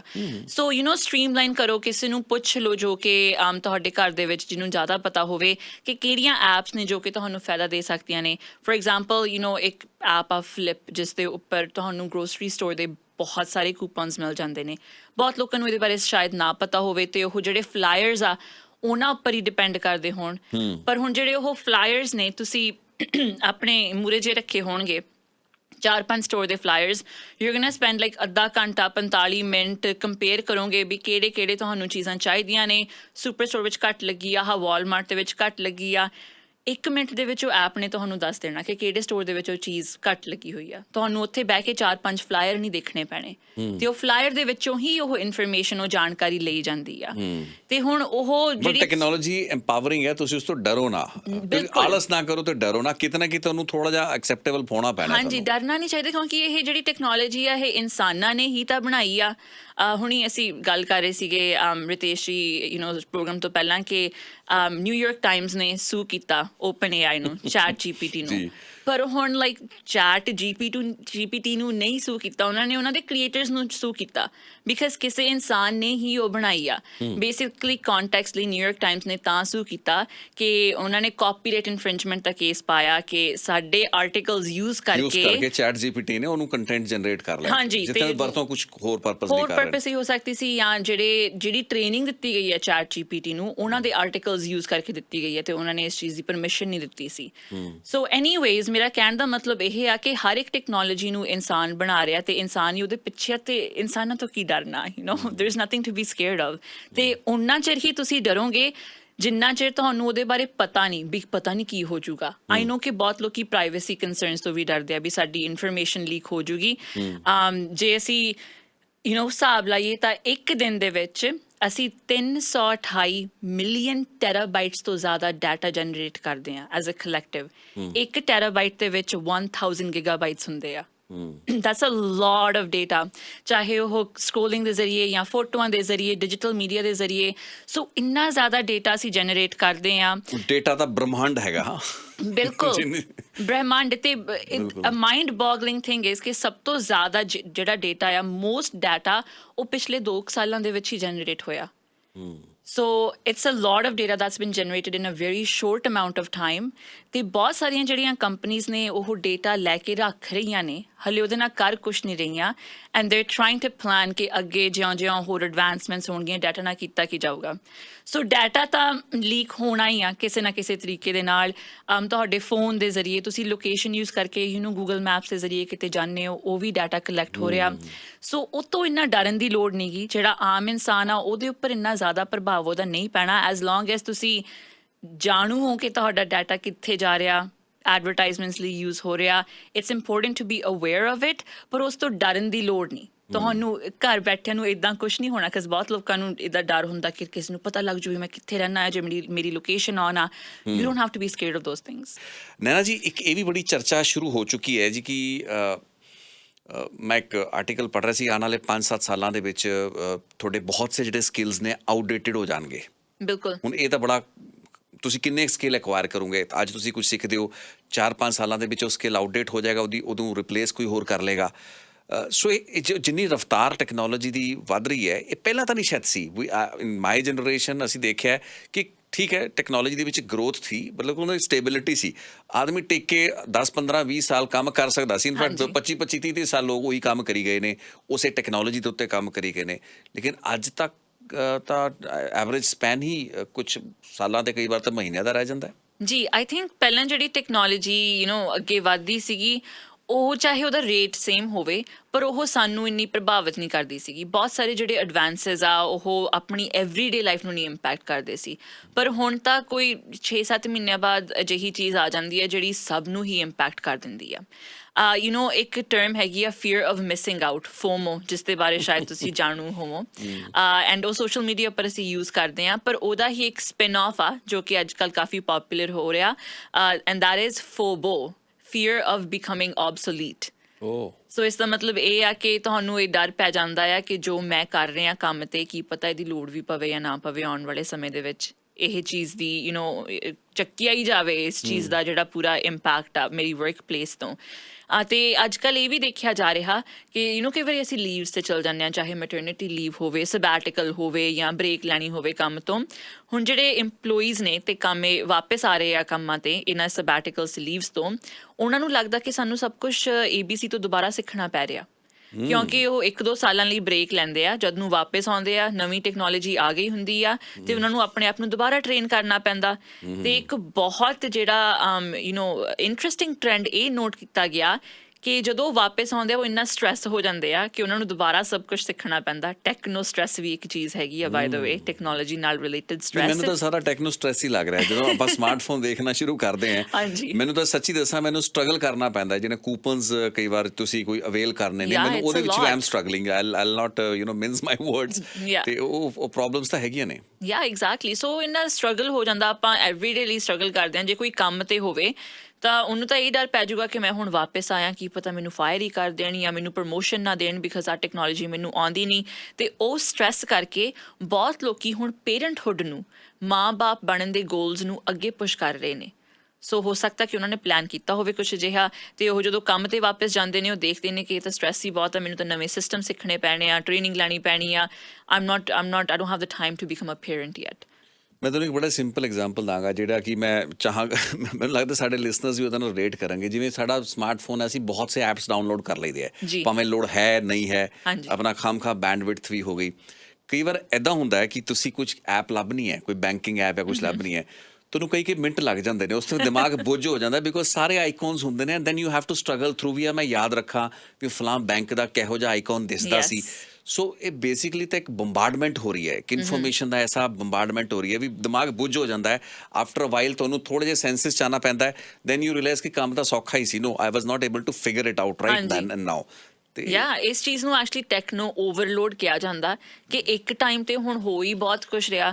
ਈਵਨ ਜੇ ਕੋਈ ਬਰਾਊਜ਼ ਕਰ ਰਿਹਾ ਇੰਟਰਨੈਟ ਉੱਪਰ, ਪਹਿਲਾਂ ਸੀਗਾ ਕਿ ਜੋ ਤੁਸੀਂ ਕਰ ਰਹੇ ਹੋ you open the tab and you are gone, ਤੇ ਹੁਣ ਮਤਲਬ ਬੰਦੇ ਦੇ 20 ਟੈਬ ਖੁੱਲੇ ਹੁੰਦੇ ਨੇ ਇੱਕ ਟਾਈਮ ਤੇ ਜੋ ਤੁਸੀਂ ਲੱਭਣ ਦੀ ਕੋਸ਼ਿਸ਼ ਕਰ ਰਹੇ ਹੋ, ਤੁਹਾਡੇ ਕੋਲ ਇੱਧਰ ਉੱਧਰ ਐਡਾ ਡੇਟਾ ਆ ਗਿਆ, ਤੁਸੀਂ ਖੋ ਗਏ। ਤੁਸੀਂ ਜੋ ਲੱਭਣ ਚੱਲੇ ਸੀ ਉਹ ਛੱਡ ਕੇ ਤੁਸੀਂ ਹੋਰ ਚੀਜ਼ਾਂ ਦੇਖਣ ਲੱਗ ਪਏ, ਕਿਸੇ ਪਾਸੇ ਚਲੇ ਗਏ। ਐਗਜ਼ੈਕਟਲੀ। ਤੇ ਇੱਥੇ ਉਹਨੂੰ ਕੁਝ ਕਹਿੰਦੇ ਹੋਣਗੇ, ਉਹਨੂੰ ਟੈਕਨੋ ਡਾਇਗਰਸ ਕਰਨਾ ਕਹਿੰਦੇ ਹੋਣਗੇ there must be some term for that ਨਾ Yeah, so I think as situation ਦੇ ਵਿੱਚ ਮੈਂ ਕਹੂੰਗੀ ਕਿ ਜਿਹੜਾ ਤੁਹਾਡਾ ਫੋਨ ਆ ਉਹ ਟੂਲ ਆ, ਤੁਹਾਨੂੰ ਯੂਜ਼ ਕਰਨਾ ਆਉਣਾ ਚਾਹੀਦਾ ਆ।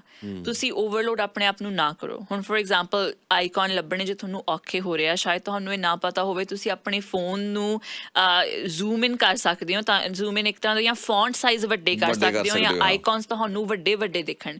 ਬਹੁਤ ਜਿਹੜੇ ਖਾਸ ਕਰਕੇ ਸਾਡੀ ਮਮ ਡੈਡ ਦੀ ਜਨਰੇਸ਼ਨ ਹੈ, ਦਾਦਾ ਦਾਦੀ ਦੀ ਜਨਰੇਸ਼ਨ ਆ, ਉਹਨਾਂ ਨੂੰ ਆਲਰੇਡੀ ਦੇਖਣਾ ਮੁਸ਼ਕਿਲ ਲੱਗਦਾ ਆ, ਹੈ ਨਾ।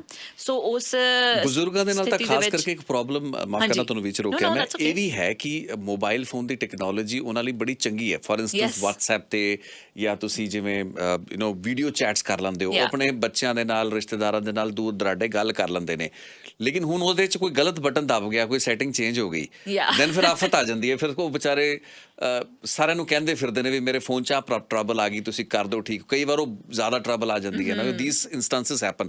ਸੋ ਉਹ ਪੀੜ੍ਹੀ ਲਈ ਤਾਂ ਬਹੁਤ ਹੀ ਔਖਾ ਹੈ। ਦੋ ਦੇ ਆਰ ਉਹ ਫਰੂਟਸ ਵੀ ਇੰਜੋਏ ਕਰ ਰਹੇ ਨੇ, ਕਰਨਾ ਚਾਹੁੰਦੇ ਨੇ, but still it's a challenge for them। It is a challenge. ਤੇ ਇੱਥੇ ਆਈ ਥਿੰਕ ਜਿਹੜੀ ਯੰਗਰ ਪੀੜ੍ਹੀ ਆ, ਉਹਨਾਂ ਨੂੰ ਚਾਹੀਦਾ ਕਿ ਦੇ should help there parents out. And ਜੇ ਤੁਸੀਂ ਆਪਣੀ ਲਾਈਫ ਈਜ਼ੀਅਰ ਕਰਨਾ ਚਾਹੁੰਦੇ ਹੋ, ਫਾਈਂਡ ਆਊਟ ਕਰੋ ਫੋਨ ਉੱਪਰ ਇੱਕ ਕਿਡਜ਼ ਮੋਡ ਵੀ ਹੁੰਦਾ। ਆਈ feel like kids mode is so great for really old people, ਕਿਉਂਕਿ ਉਹਦੇ ਵਿੱਚ ਸਿਰਫ ਲਿਮਿਟਡ ਜਿਹੜੀਆਂ 4-5 ਫੰਕਸ਼ਨਲ ਐਪਸ ਆ ਉੱਥੇ ਆਉਣਗੀਆਂ, ਨਾ ਕੁਛ ਉੱਥੇ ਗਲਤ ਮਲਤ ਖੁੱਲ ਸਕਦਾ ਆ, ਤੇ ਬੜਾ ਈਜ਼ੀ ਹੁੰਦਾ ਉਸ ਨੂੰ ਨੈਵੀਗੇਟ ਕਰਨਾ। ਸੋ ਅਜਿਹੇ ਮੋਡ ਲਾ ਕੇ ਤੁਸੀਂ ਆਪਣੇ ਬਜ਼ੁਰਗ ਨੂੰ ਫੋਨ ਦੇ ਸਕਦੇ ਹੋ, ਜਾਂ ਜਿਵੇਂ ਮੈਂ ਕਿਹਾ ਸੀ ਐਪਸ ਵੱਡੀਆਂ ਦੇਖਣ, ਉਹਦੇ ਵੀ ਹੁੰਦੇ ਆ ਆਪਸ਼ਨ ਸੈਟਿੰਗਸ ਦੇ ਵਿੱਚ ਜਾ ਕੇ। ਸੋ ਅਜਿਹੀਆਂ ਨਿੱਕੀਆਂ ਨਿੱਕੀਆਂ ਤਰਕੀਬਾਂ ਹੈਗੀਆਂ ਨੇ ਜੋ ਕਿ ਸਾਡੇ ਫੋਨ, ਹਰ ਇੱਕ ਦੇ ਫੋਨ ਦੇ ਵਿੱਚ ਹੈਗੀਆਂ, ਜਿਸ ਦੇ ਨਾਲ ਸਾਨੂੰ ਇੰਨਾ ਓਵਰਵੈਲਮਿੰਗ ਨਹੀਂ ਲੱਗੂਗਾ ਕਿ 2 ਘੰਟੇ ਲੱਭ ਗਏ ਤੇ ਐਪ ਦਾ ਆਈਕਨ ਹੀ ਨਹੀਂ ਸਾਨੂੰ ਨਜ਼ਰ ਆ ਰਿਹਾ। ਸਮਾਰਟਫੋਨ ਨੇ ਇਲਾਜ ਵੀ ਸਾਰੇ ਦਿੱਤੇ ਹੋਏ, ਲੇਕਿਨ ਸਾਨੂੰ ਲੱਭਣੇ ਨਹੀਂ ਆ ਰਹੇ। Smartphone is smart, right? So ਉਸ ਨੂੰ ਜੇ ਤੁਸੀਂ ਯੂਜ਼ ਕਰੋਗੇ, ਕਿਵੇਂ ਯੂਜ਼ ਕਰਨਾ, ਉਹਦੇ ਵਿੱਚ ਵੀ ਤੁਹਾਨੂੰ ਸਮਾਰਟ ਹੋਣਾ ਚਾਹੀਦਾ। AI ਵੀ ਜਿਹੜੀ ਆਰਟੀਫਿਸ਼ੀਅਲ ਇੰਟੈਲੀਜੈਂਸ ਆ, ਜੇ ਅਸੀਂ ਚੈਟ GPT ਦੀ ਗੱਲ ਕਰੀਏ, ਜੋ ਕਿ ਬਹੁਤ ਹੀ ਜ਼ਿਆਦਾ ਪ੍ਰਸਿੱਧ ਆ ਐਟ ਦ ਮੋਮੈਂਟ, ਉਹਨੂੰ ਵੀ ਯੂਜ਼ ਕਰਨ ਦਾ ਇੱਕ ਤਰੀਕਾ ਆ।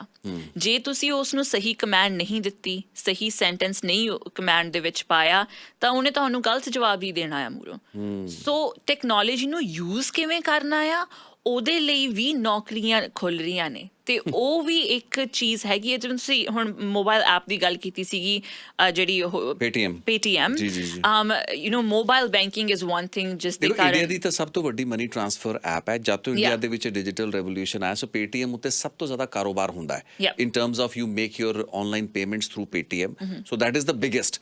तो ਉਹਨਾਂ ਦੀ ਵੋਲਿਊਮਸ, ਉਹਨਾਂ ਦਾ ਜਿਹੜਾ ਟਰਨਓਵਰ ਹੈ, ਦੈਟ ਇਜ਼ ਫੈਨੋਮੀਨਲ। ਸਭ ਤੋਂ ਵੱਡੀ, ਮਤਲਬ I think it is India's biggest. So ਉਹ 1000 ਬੰਦਾ ਲੇ ਆਫ ਕਰ ਰਹੇ ਹੈਗੇ ਨੇ। that is really obviously disheartening। ਪਰ ਇਹਦੇ ਨਾਲ ਨਾਲ ਇਹ ਵੀ ਸਾਨੂੰ ਜਾਣਨ ਦੀ ਲੋੜ ਆ ਕਿ ਮੋਬਾਈਲ ਬੈਂਕਿੰਗ ਦੇ ਕਾਰਨ, ਮੋਬਾਈਲ ਬੈਂਕਿੰਗ ਜੋ ਕਿ ਤੁਸੀਂ ਆਪਣੇ ਫੋਨ ਤੇ ਕਰਦੇ ਹੋ, 95 ਮਿਲੀਅਨ ਨਵੀਆਂ ਜੌਬਸ ਵੀ ਖੁੱਲ੍ਹ ਰਹੀਆਂ ਨੇ। And a lot of that is to do with cyber security ਜਾਂ IT, ਜਾਂ ਉਸ ਚੀਜ਼ ਨੂੰ ਕਿਵੇਂ ਹੈਂਡਲ ਕਰਨਾ, ਜਿਹੜਾ ਉਹਦਾ ਆਨਲਾਈਨ ਡਿਜੀਟਲ ਇਨਫਰਾਸਟਰਕਚਰ ਆ। ਸੋ ਇਹੀ ਨਹੀਂ ਅਸੀਂ ਕਹਿ ਸਕਦੇ ਕਿ ਟੈਕਨੋਲੋਜੀ ਦੇ ਕਾਰਨ ਸਾਰੀਆਂ ਨੌਕਰੀਆਂ ਜਾ ਰਹੀਆਂ ਨੇ। ਮੈਂ ਕਹੂੰਗੀ ਕਿ ਟੈਕਨੋਲੋਜੀ ਦੇ ਕਾਰਨ ਬਦਲ ਰਹੀਆਂ ਨੇ। ਹਾਂਜੀ। ਅੱਛਾ, ਇੱਕ ਚੀਜ਼ ਦੱਸੋ ਵੀ ਜਿਹੜੀ ਇਹ ਨਵੀਆਂ ਚੀਜ਼ਾਂ, ਨਵੀਂ ਟੈਕਨੋਲੋਜੀ ਕਹਿ ਲਈਏ, ਨਵੇਂ ਇੰਟਰਫੇਸਿਸ ਕਹਿ ਲਈਏ, ਕੀ ਇਹ ਡੀਹਿਊਮਨਾਈਜ਼ ਵੀ ਕਰ ਰਹੇ ਆਪਾਂ ਲੋਕਾਂ ਨੂੰ? ਆਰ ਵੀ ਡੀਹਿਊਮਨਾਈਜ਼ਿੰਗ ਪੀਪਲ? ਜਾਂ ਕਹਿ ਲਓ ਕਿ ਇੱਕ ਠੀਕ ਹੈ, ਤੁਸੀਂ ਵੀ ਯੂ ਆਰ ਬੀਂਗ ਵੈਰੀ ਜੈਨਰਸ, ਤੁਸੀਂ ਕਹਿ ਰਹੇ ਹੋ ਵੀ ਟੈਕਨੋਲੋਜੀ ਦੇ ਨਾਲ ਨਵੇਂ, you are being positive actually, ਲੇਕਿਨ ਬਹੁਤ ਸੇ ਕੇਸਿਸ ਦੇ ਵਿੱਚ ਕੀ ਅਸੀਂ ਅਜਿਹੀ ਬਰੀਡ ਵੀ ਤਿਆਰ ਕਰ ਰਹੇ ਜੋ ਕਿ ਟੈਕਨੋਲੋਜੀ ਉੱਤੇ ਐਡੀ ਕਿ ਨਿਰਭਰ ਹੈ, ਜਾਂ ਉਹ AI ਦੇ ਉੱਤੇ ਨਿਰਭਰ ਹੈ, ਜਾਂ ਉਹ ਡੇਟਾ ਦੇ ਉੱਤੇ ਨਿਰਭਰ ਹੈ, ਤੇ ਉਹ ਸਾਰਾ ਦਾ ਸਾਰਾ ਇੱਕ ਜ਼ਰੂਰ ਇਹ ਹੈ ਤਾਂ ਮੋਹ ਮਾਇਆ ਬੇਸਿਕਲੀ। ਜਿਹੜਾ ਡੇਟਾ ਦੀ ਮੋਹ ਮਾਇਆ ਸਭ ਤੋਂ ਜ਼ਿਆਦਾ। ਅਸੀਂ ਕਹਿੰਦੇ ਜੀ ਮੇਰੀ ਪੋਸਟ ਪਾਤੀ ਜੀ, ਮੈਨੂੰ ਕਿੰਨੇ ਲੋਕਾਂ ਨੇ ਦੇਖਿਆ, ਕਿੰਨੇ ਲੱਖ ਲੋਕ ਦੇਖ ਰਹੇ ਨੇ ਮੈਨੂੰ, ਮੇਰੇ ਮਿਲੀਅਨ 'ਚ ਵਿਊਜ਼ ਹੀ ਨਹੀਂ ਗਏ, ਹੈ ਨਾ। ਇਹ ਵੀ ਹੋੜ ਚੱਲ ਪਈ ਹੈ। ਸੋ ਸਾਰੀ ਗੇਮ ਨੰਬਰਸ ਦੇ ਉੱਤੇ ਆ ਗਈ, ਡੇਟਾ ਦੇ ਉੱਤੇ ਆ ਗਈ। So but are we creating a set of people ਜੋ ਕਿ ਅੰਨੇ ਹੈਗੇ ਨੇ, ਜਾਂ ਜੋ ਇਸ ਪੂਰੀ ਦੀ ਪੂਰੀ ਹੋੜ ਦੇ ਵਿੱਚ ਲੱਗੇ ਹੋਏ ਨੇ? ਇਹ ਬੇਸਿਕਲੀ ਭੇਡ ਚਾਲ ਹੈ, ਹੋੜ ਹੈ, ਜਿਸ ਦੇ ਵਿੱਚ ਆਪਾਂ ਲੋਕਾਂ ਨੂੰ ਲੈ ਰਹੇ ਹਾਂ। To an extent this is dehumanising also. ਤੁਸੀਂ ਡੀਹਿਊਮਨਾਈਜ਼ਿੰਗ ਦੀ ਗੱਲ ਕੀਤੀ ਆ, ਤੁਸੀਂ ਤਾਂ ਫਿਰ ਵੀ ਇਨਸਾਨਾਂ ਬਾਰੇ ਕਹਿ ਰਹੇ ਹੋ। ਮੈਂ ਤੁਹਾਨੂੰ ਇੱਕ ਬੜਾ ਇੰਟਰਸਟਿੰਗ ਟ੍ਰੈਂਡ ਦੱਸਦੀ ਹਾਂ, ਤੇ ਜਿਹੜੇ ਸਾਡੇ ਯੰਗਰ ਲਿਸਨਰਸ ਆ ਸ਼ਾਇਦ ਉਹਨਾਂ ਨੂੰ ਪਤਾ ਹੋਵੇ ਇਸ ਚੀਜ਼ ਬਾਰੇ। ਅਸੀਂ ਇਨਫਲੂਐਂਸਰਸ ਬਾਰੇ ਤਾਂ ਸੁਣਿਆ ਸੀਗਾ, ਜਿਹੜੇ ਲੋਕੀ ਆਨਲਾਈਨ ਪੋਸਟ ਕਰਦੇ ਆ, ਪਰ ਉਹ ਆਖਿਰ ਹੈਗੇ ਤਾਂ ਇਨਸਾਨ ਹੀ ਸੀ ਨਾ, ਆਪਣੇ ਵਰਗੇ ਹੀ ਇਨਸਾਨ ਸੀ। ਪਰ ਜਿਹੜੇ ਹੁਣ ਅੱਜ ਕੱਲ੍ਹ ਇਨਫਲੂਐਂਸਰਸ ਚੱਲੇ ਨੇ, ਆਰਟੀਫਿਸ਼ੀਅਲ ਇੰਟੈਲੀਜੈਂਸ AI ਇਨਫਲੂਐਂਸਰਸ ਵੀ ਚੱਲ ਰਹੇ ਆ। ਸੋ ਬੇਸਿਕਲੀ ਇਹ ਲੋਕੀ ਇਹਨਾਂ ਦੇ ਇੰਸਟਾਗ੍ਰਾਮ ਅਕਾਊਂਟਸ ਵੀ ਆ, ਟਿਕਟੌਕ ਵੀ ਅਕਾਊਂਟਸ ਨੇ, ਪਰ ਇਹ ਐਕਚੁਅਲੀ ਮੈਂ ਲੋਕ ਕਹਿ ਰਹੀ ਹਾਂ ਪਰ ਇਹ ਲੋਕੀ ਹੈ ਨਹੀਂ, ਦੇ ਆਰ ਬੇਸਿਕਲੀ AI। ਕੋਈ ਬੰਦਾ ਨਹੀਂ ਹੈ ਲੇਕਿਨ ਫਿਰ ਵੀ Yeah, character they're create artificial intelligence. They, for example, ਇੱਕ ਮੈਂ ਕੀ ਪਤਾ ਨਹੀਂ ਮੈਂ ਕੀ ਕਹਾਂ ਇਹਨੂੰ। ਆਰਟੀਫੀਸ਼ੀਅਲ ਨੈਨਾ ਗਰੇਵਾਲ ਬਣਾਈ ਜਾ ਸਕਦੀ ਹੈ? Can AI get N Probably, I'm Yeah. sure, but I would want AI to make a duplicate Ritesh Duplicate Lakhi Ritesh. so that ਮੈਂ ਕਾਫੀ ਕੰਮ ਉਸ ਤੋਂ ਕਰਾ ਲਾਂ।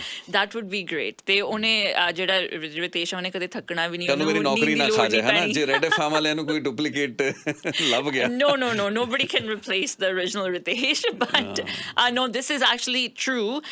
ਪਰ ਇਹ ਤਾਂ ਚਲੋ ਆਪਾਂ ਗੱਲ ਕੀਤੀ ਆ ਇਨਸਾਨ ਨੂੰ ਰੈਪਲੀਕੇਟ ਕਰਨ ਦੀ, Right. ਪਰ ਜਿਹੜੇ AI ਇਨਫਲੂਐਂਸਰਸ ਆ ਰਿਤੇਸ਼ ਜੀ, this is basically an entire robot. For example, US ਦੇ ਵਿੱਚ LA ਦੇ ਵਿੱਚ ਰਹਿ ਰਹੀ, ਫੇਕ ਰਹਿ ਰਹੀ, ਰੀਅਲ ਪਰਸਨ ਨਹੀਂ ਇਹ, ਇੱਕ ਇਨਫਲੂਐਂਸਰ ਉਹਦਾ ਨਾਮ ਆ ਲਿਲ ਮਕੇਲਾ। ਉਹਦੇ ਇੰਸਟਾਗ੍ਰਾਮ ਉੱਪਰ 3 ਮਿਲੀਅਨ ਤੋਂ ਜ਼ਿਆਦਾ ਫਾਲੋਅਰਸ ਨੇ, ਟਿਕਟੌਕ ਤੇ 2 ਮਿਲੀਅਨ ਤੋਂ ਜ਼ਿਆਦਾ ਫਾਲੋਅਰਸ ਨੇ, ਤੇ ਟਾਈਮ ਮੈਗਜ਼ੀਨ ਨੇ ਉਹਨੂੰ ਪਰਸਨ ਆਫ ਦ ਈਅਰ ਵੀ ਡਿਕਲੇਅਰ ਕੀਤਾ ਹੋਇਆ। ਜਦਕਿ ਇਹ ਬੰਦਾ ਨਹੀਂ ਹੈ, ਪਰਸਨ ਹੀ she is ਨਹੀਂ not a ਹੈਗੀ person, right? She is not real. ਹੁਣ ਉਹਦੇ ਕੋਈ ਕ੍ਰੀਏਟਰ ਜਾਂ ਮੈਨੇਜਰਸ ਹੋਣਗੇ ਜਿਹੜੇ ਉਹਨੂੰ ਬਣਾ ਰਹੇ ਆ, ਪਰ ਉਹ ਫੋਟੋਜ਼ ਐਵੇਂ ਪਾਉਂਦੀ ਹੈ ਜਿਵੇਂ ਉਹ LA ਦੇ ਵਿੱਚ ਕਿਤੇ ਫਿਰ ਰਹੀ ਹੋਵੇ ਜਾਂ ਬੀਚ ਦੇ ਵਿੱਚ ਫਿਰ ਰਹੀ ਹੋਵੇ, ਤੇ ਬਹੁਤ ਸਾਰੇ ਬ੍ਰਾਂਡਸ ਵੀ ਉਹਦੇ ਨਾਲ ਕੰਮ ਕਰਦੇ ਆ ਆਪਣੇ ਆਪ ਨੂੰ ਪ੍ਰਮੋਟ ਕਰਨ ਲਈ, ਜਿਵੇਂ ਕਿ Calvin Klein, it's a big brand, right? So dehumanising ਦੀ ਜੇ ਆਪਾਂ ਗੱਲ ਕਰ ਰਹੇ ਹਾਂ ਤਾਂ ਹੁਣ ਤਾਂ ਅਸੀਂ ਇਨਸਾਨ ਵੀ ਫੋਲੋ ਕਰ ਰਹੇ ਹਾਂ ਆਨਲਾਈਨ ਉਹਨਾਂ ਐਂਟੀਟੀਜ਼ ਨੂੰ ਜੋ ਕਿ ਇਨਸਾਨ ਵੀ ਨਹੀਂ ਹੈਗੇ, fictional characters in a sense, the notional characters, right? Yeah. ਮੈਨੂੰ ਯਾਦ ਹੈ ਅੱਜ ਤੋਂ 25 ਸਾਲ ਪਹਿਲਾਂ ਜਦੋਂ ਮੈਂ ਟੈਲੀਵਿਜ਼ਨ ਦੇ ਵਿੱਚ ਆਪਣਾ ਕਰੀਅਰ ਸ਼ੁਰੂ ਕੀਤਾ ਸੀ ਨਾ, ਉਸ ਵਕਤ ਇੱਕ ਰੋਬੋਟਸ ਕਹਿ ਲਈਏ ਜਾਂ ਉਹਨਾਂ ਨੂੰ ਕਹਿ ਲਈਏ ਕਿ ਇੱਕ ਕੰਪਿਊਟਰ ਜਨਰੇਟਡ ਐਂਕਰਸ ਜਾਂ ਨਿਊਜ਼ ਰੀਡਰਸ ਦਾ ਕਨਸੈਪਟ ਸੀਗਾ। Okay. ਉਸ ਵਕਤ ਗੱਲ ਹੋਈ ਸੀ, ਬਟ ਅੱਜ ਆਈ ਕੈਨ ਸੀ, ਮਤਲਬ ਮੈਨੂੰ ਕੋਈ ਵੱਡੀ ਗੱਲ ਨਹੀਂ ਹੋਏਗੀ ਜੇ ਦੁਨੀਆ ਦੇ ਅਸੀਂ ਚੋਟੀ ਦੇ ਜਿਹੜੇ ਨਿਊਜ਼ ਰੀਡਰਸ ਆਪਾਂ ਟੀਵੀ ਦੀਆਂ ਜਿਹੜੀਆਂ ਸ਼ਖਸੀਅਤਾਂ ਨੇ, ਇਹਨਾਂ ਦੇ ਆਰਟੀਫਿਸ਼ੀਅਲ AI ਜਨਰੇਟਡ ਤੁਸੀਂ ਡੀਪ ਫੇਕ ਸੀ ਅਲੱਗ ਚੈਲੰਜ ਹੀ ਆ ਗਿਆ। ਤੁਸੀਂ ਦੇਖੋ ਨਾ ਟੈਕਨੋਲੋਜੀ ਦਾ ਇੱਕ ਮਾੜਾ ਪੱਖ ਇਹ ਵੀ ਹੈ ਕਿ ਡੀਪ ਫੇਕ ਕਿੱਡਾ ਵੱਡਾ ਚੈਲੰਜ ਬਣ ਚੁੱਕਾ ਹੈ। ਤੁਸੀਂ ਕਿਸੇ ਦੀ ਵੀ ਬੋਡੀ ਨੂੰ ਮੋਰਫ ਕਰਕੇ ਕਿਤੇ ਲਗਾ ਦਿਓ and ultimately you are misled. ਤੁਸੀਂ ਦੁਨੀਆ ਦੇ ਵਿੱਚ ਜ਼ਿਆਦਾ ਫੈਲ ਜਾਂਦੇ ਹੋ ਤੇ ਸਫਾਈਆਂ ਕੌਣ ਦਿੰਦਾ ਫਿਰ ਜੀ ਕਿ ਮੈਂ ਨਹੀਂ ਸੀਗਾ, ਹੈ ਨਾ? ਹਾਂਜੀ, ਐਗਜ਼ੈਕਟਲੀ। ਤੇ ਹੁਣ ਇਹ ਅਸੀਂ ਇਕੱਲੇਪਨ ਦੀ ਵੀ ਪਹਿਲਾਂ ਗੱਲ ਕੀਤੀ ਹੋਈ ਆ ਕਿ ਇਹਨਾਂ ਟੈਕਨੋਲੋਜੀਜ਼ ਕਰਕੇ ਬਿਕਾਜ਼ ਲੋਕੀ ਹੁਣ ਡਿਸਕਨੈਕਟਡ ਵੀ ਕਾਫੀ ਹੋ ਰਹੇ ਨੇ, ਸੋਸ਼ਲ ਮੀਡੀਆ ਕਰਕੇ ਕਨੈਕਟ ਤਾਂ ਹੋ ਰਹੇ ਨੇ, ਪਰ ਇੱਕ ਦੂਜੇ ਤੋਂ ਦੂਰ ਵੀ ਹੋ ਰਹੇ ਨੇ ਬਹੁਤ ਜ਼ਿਆਦਾ, ਬਿਕਾਜ਼ ਆਪਣੇ ਫੋਨ ਦੇ ਵਿੱਚ ਹੀ ਆਪਾਂ ਰੁੱਝੇ ਰਹਿੰਦੇ ਆ। ਪਰ AI ਨੂੰ, ਆਰਟੀਫਿਸ਼ੀਅਲ ਇੰਟੈਲੀਜੈਂਸ ਨੂੰ ਕਿਸੇ ਸਟਫਡ ਐਨੀਮਲ ਨਾਲ ਜਾਂ ਕਿਸੇ ਕੰਫਰਟ ਟੈਡੀ ਵੇਅਰ ਦੇ ਨਾਲ ਵੀ ਜੋੜਿਆ ਜਾ ਰਿਹਾ, ਤਾਂ ਕਿ ਜਿਹੜੇ ਲੋਕੀ ਇਹ ਇਕੱਲੇ ਨੇ ਉਹ ਇਹਨਾਂ ਚੀਜ਼ਾਂ ਦੇ ਨਾਲ ਗੱਲ ਕਰ ਸਕਣ ਜਾਂ ਉਹ ਜੇ ਉਹਨਾਂ ਨਾਲ ਇੰਟਰੈਕਟ ਕਰਨ ਤਾਂ ਉਹਨਾਂ ਨੂੰ ਸਾਹਮਣਿਓਂ ਵੀ ਕੋਈ ਫੀਡਬੈਕ ਆਵੇ। ਸੋ ਇਹ AI ਦੇ ਫਾਇਦੇ ਵੀ ਹੋ ਸਕਦੇ ਨੇ, ਪਰ ਫਿਰ ਇਹ ਵੀ ਸੋਚਣ ਤੇ ਆਪਣੇ ਆਪ ਨੂੰ ਮਜਬੂਰ ਕਰੋ ਕਿ ਕੀ ਇਸ ਸਮੱਸਿਆ ਇਹ ਐਗਜ਼ਿਸਟ ਵੀ ਕਰਦੀ ਜੇ ਟੈਕਨੋਲੋਜੀ ਨਾ ਹੁੰਦੀ, ਜਿਹੜੀ ਲੋਨਲੀਨੈਸ ਦੀ ਸਮੱਸਿਆ ਆ, ਕੀ ਉਹ ਇਸ ਪੱਧਰ ਤੇ ਐਗਜ਼ਿਸਟ ਕਰਦੀ? ਆਪਾਂ ਇਹ ਕਹਿ ਰਹੇ ਕਿ ਜੇ ਸਾਡੇ ਕੋਲ ਕੰਪਨੀ ਨਹੀਂ ਹੈ, ਸਾਡੇ ਕੋਲ ਗੱਲਬਾਤ ਕਰਨ ਨੂੰ ਨਹੀਂ ਹੈ, ਤਾਂ ਟੈਕਨੋਲੋਜੀ ਚੰਗਾ ਅਲਟਰਨੇਟਿਵ ਸਾਨੂੰ ਦੇ ਰਹੀ ਹੈ। ਅਸੀਂ ਇਕੱਲੇ ਨਹੀਂ ਮਹਿਸੂਸ ਕਰਾਂਗੇ, ਲੇਕਿਨ ਅਸੀਂ ਜਦੋਂ ਉਸ ਉੱਤੇ ਨਿਰਭਰ ਹੋ ਗਏ, ਉਹ ਜਿਹੜੀ ਹਿਊਮਨ ਟੱਚ ਹੈ ਜਾਂ ਹਿਊਮਨ ਇੰਟਰੈਕਸ਼ਨ ਹੈ, ਉਹਦੀ ਤਾਂ ਕਮੀ ਪੂਰੀ ਹੋ ਨਹੀਂ ਜਾਣੀ ਨਾ। ਬਿਲਕੁਲ, ਅਲਟੀਮੇਟਲੀ ਕਦੇ ਨਾ ਕਦੇ ਉਹ ਚੀਜ਼ ਸਾਡੇ ਤੇ ਹਾਵੀ ਹੋਏਗੀ ਐਂਡ ਸਾਡਾ ਜਿਹੜਾ ਡਿਪਰੈਸ਼ਨ ਅੱਜ ਲੋਨਲੀਨੈਸ ਹੈ, ਡਿਸਪਾਈਟ ਕਿ ਸਾਡੇ ਕੋਲ ਸਮਾਰਟਫੋਨ ਹੈ, ਸਾਡੇ ਕੋਲ ਗੈਜਟਸ ਨੇ।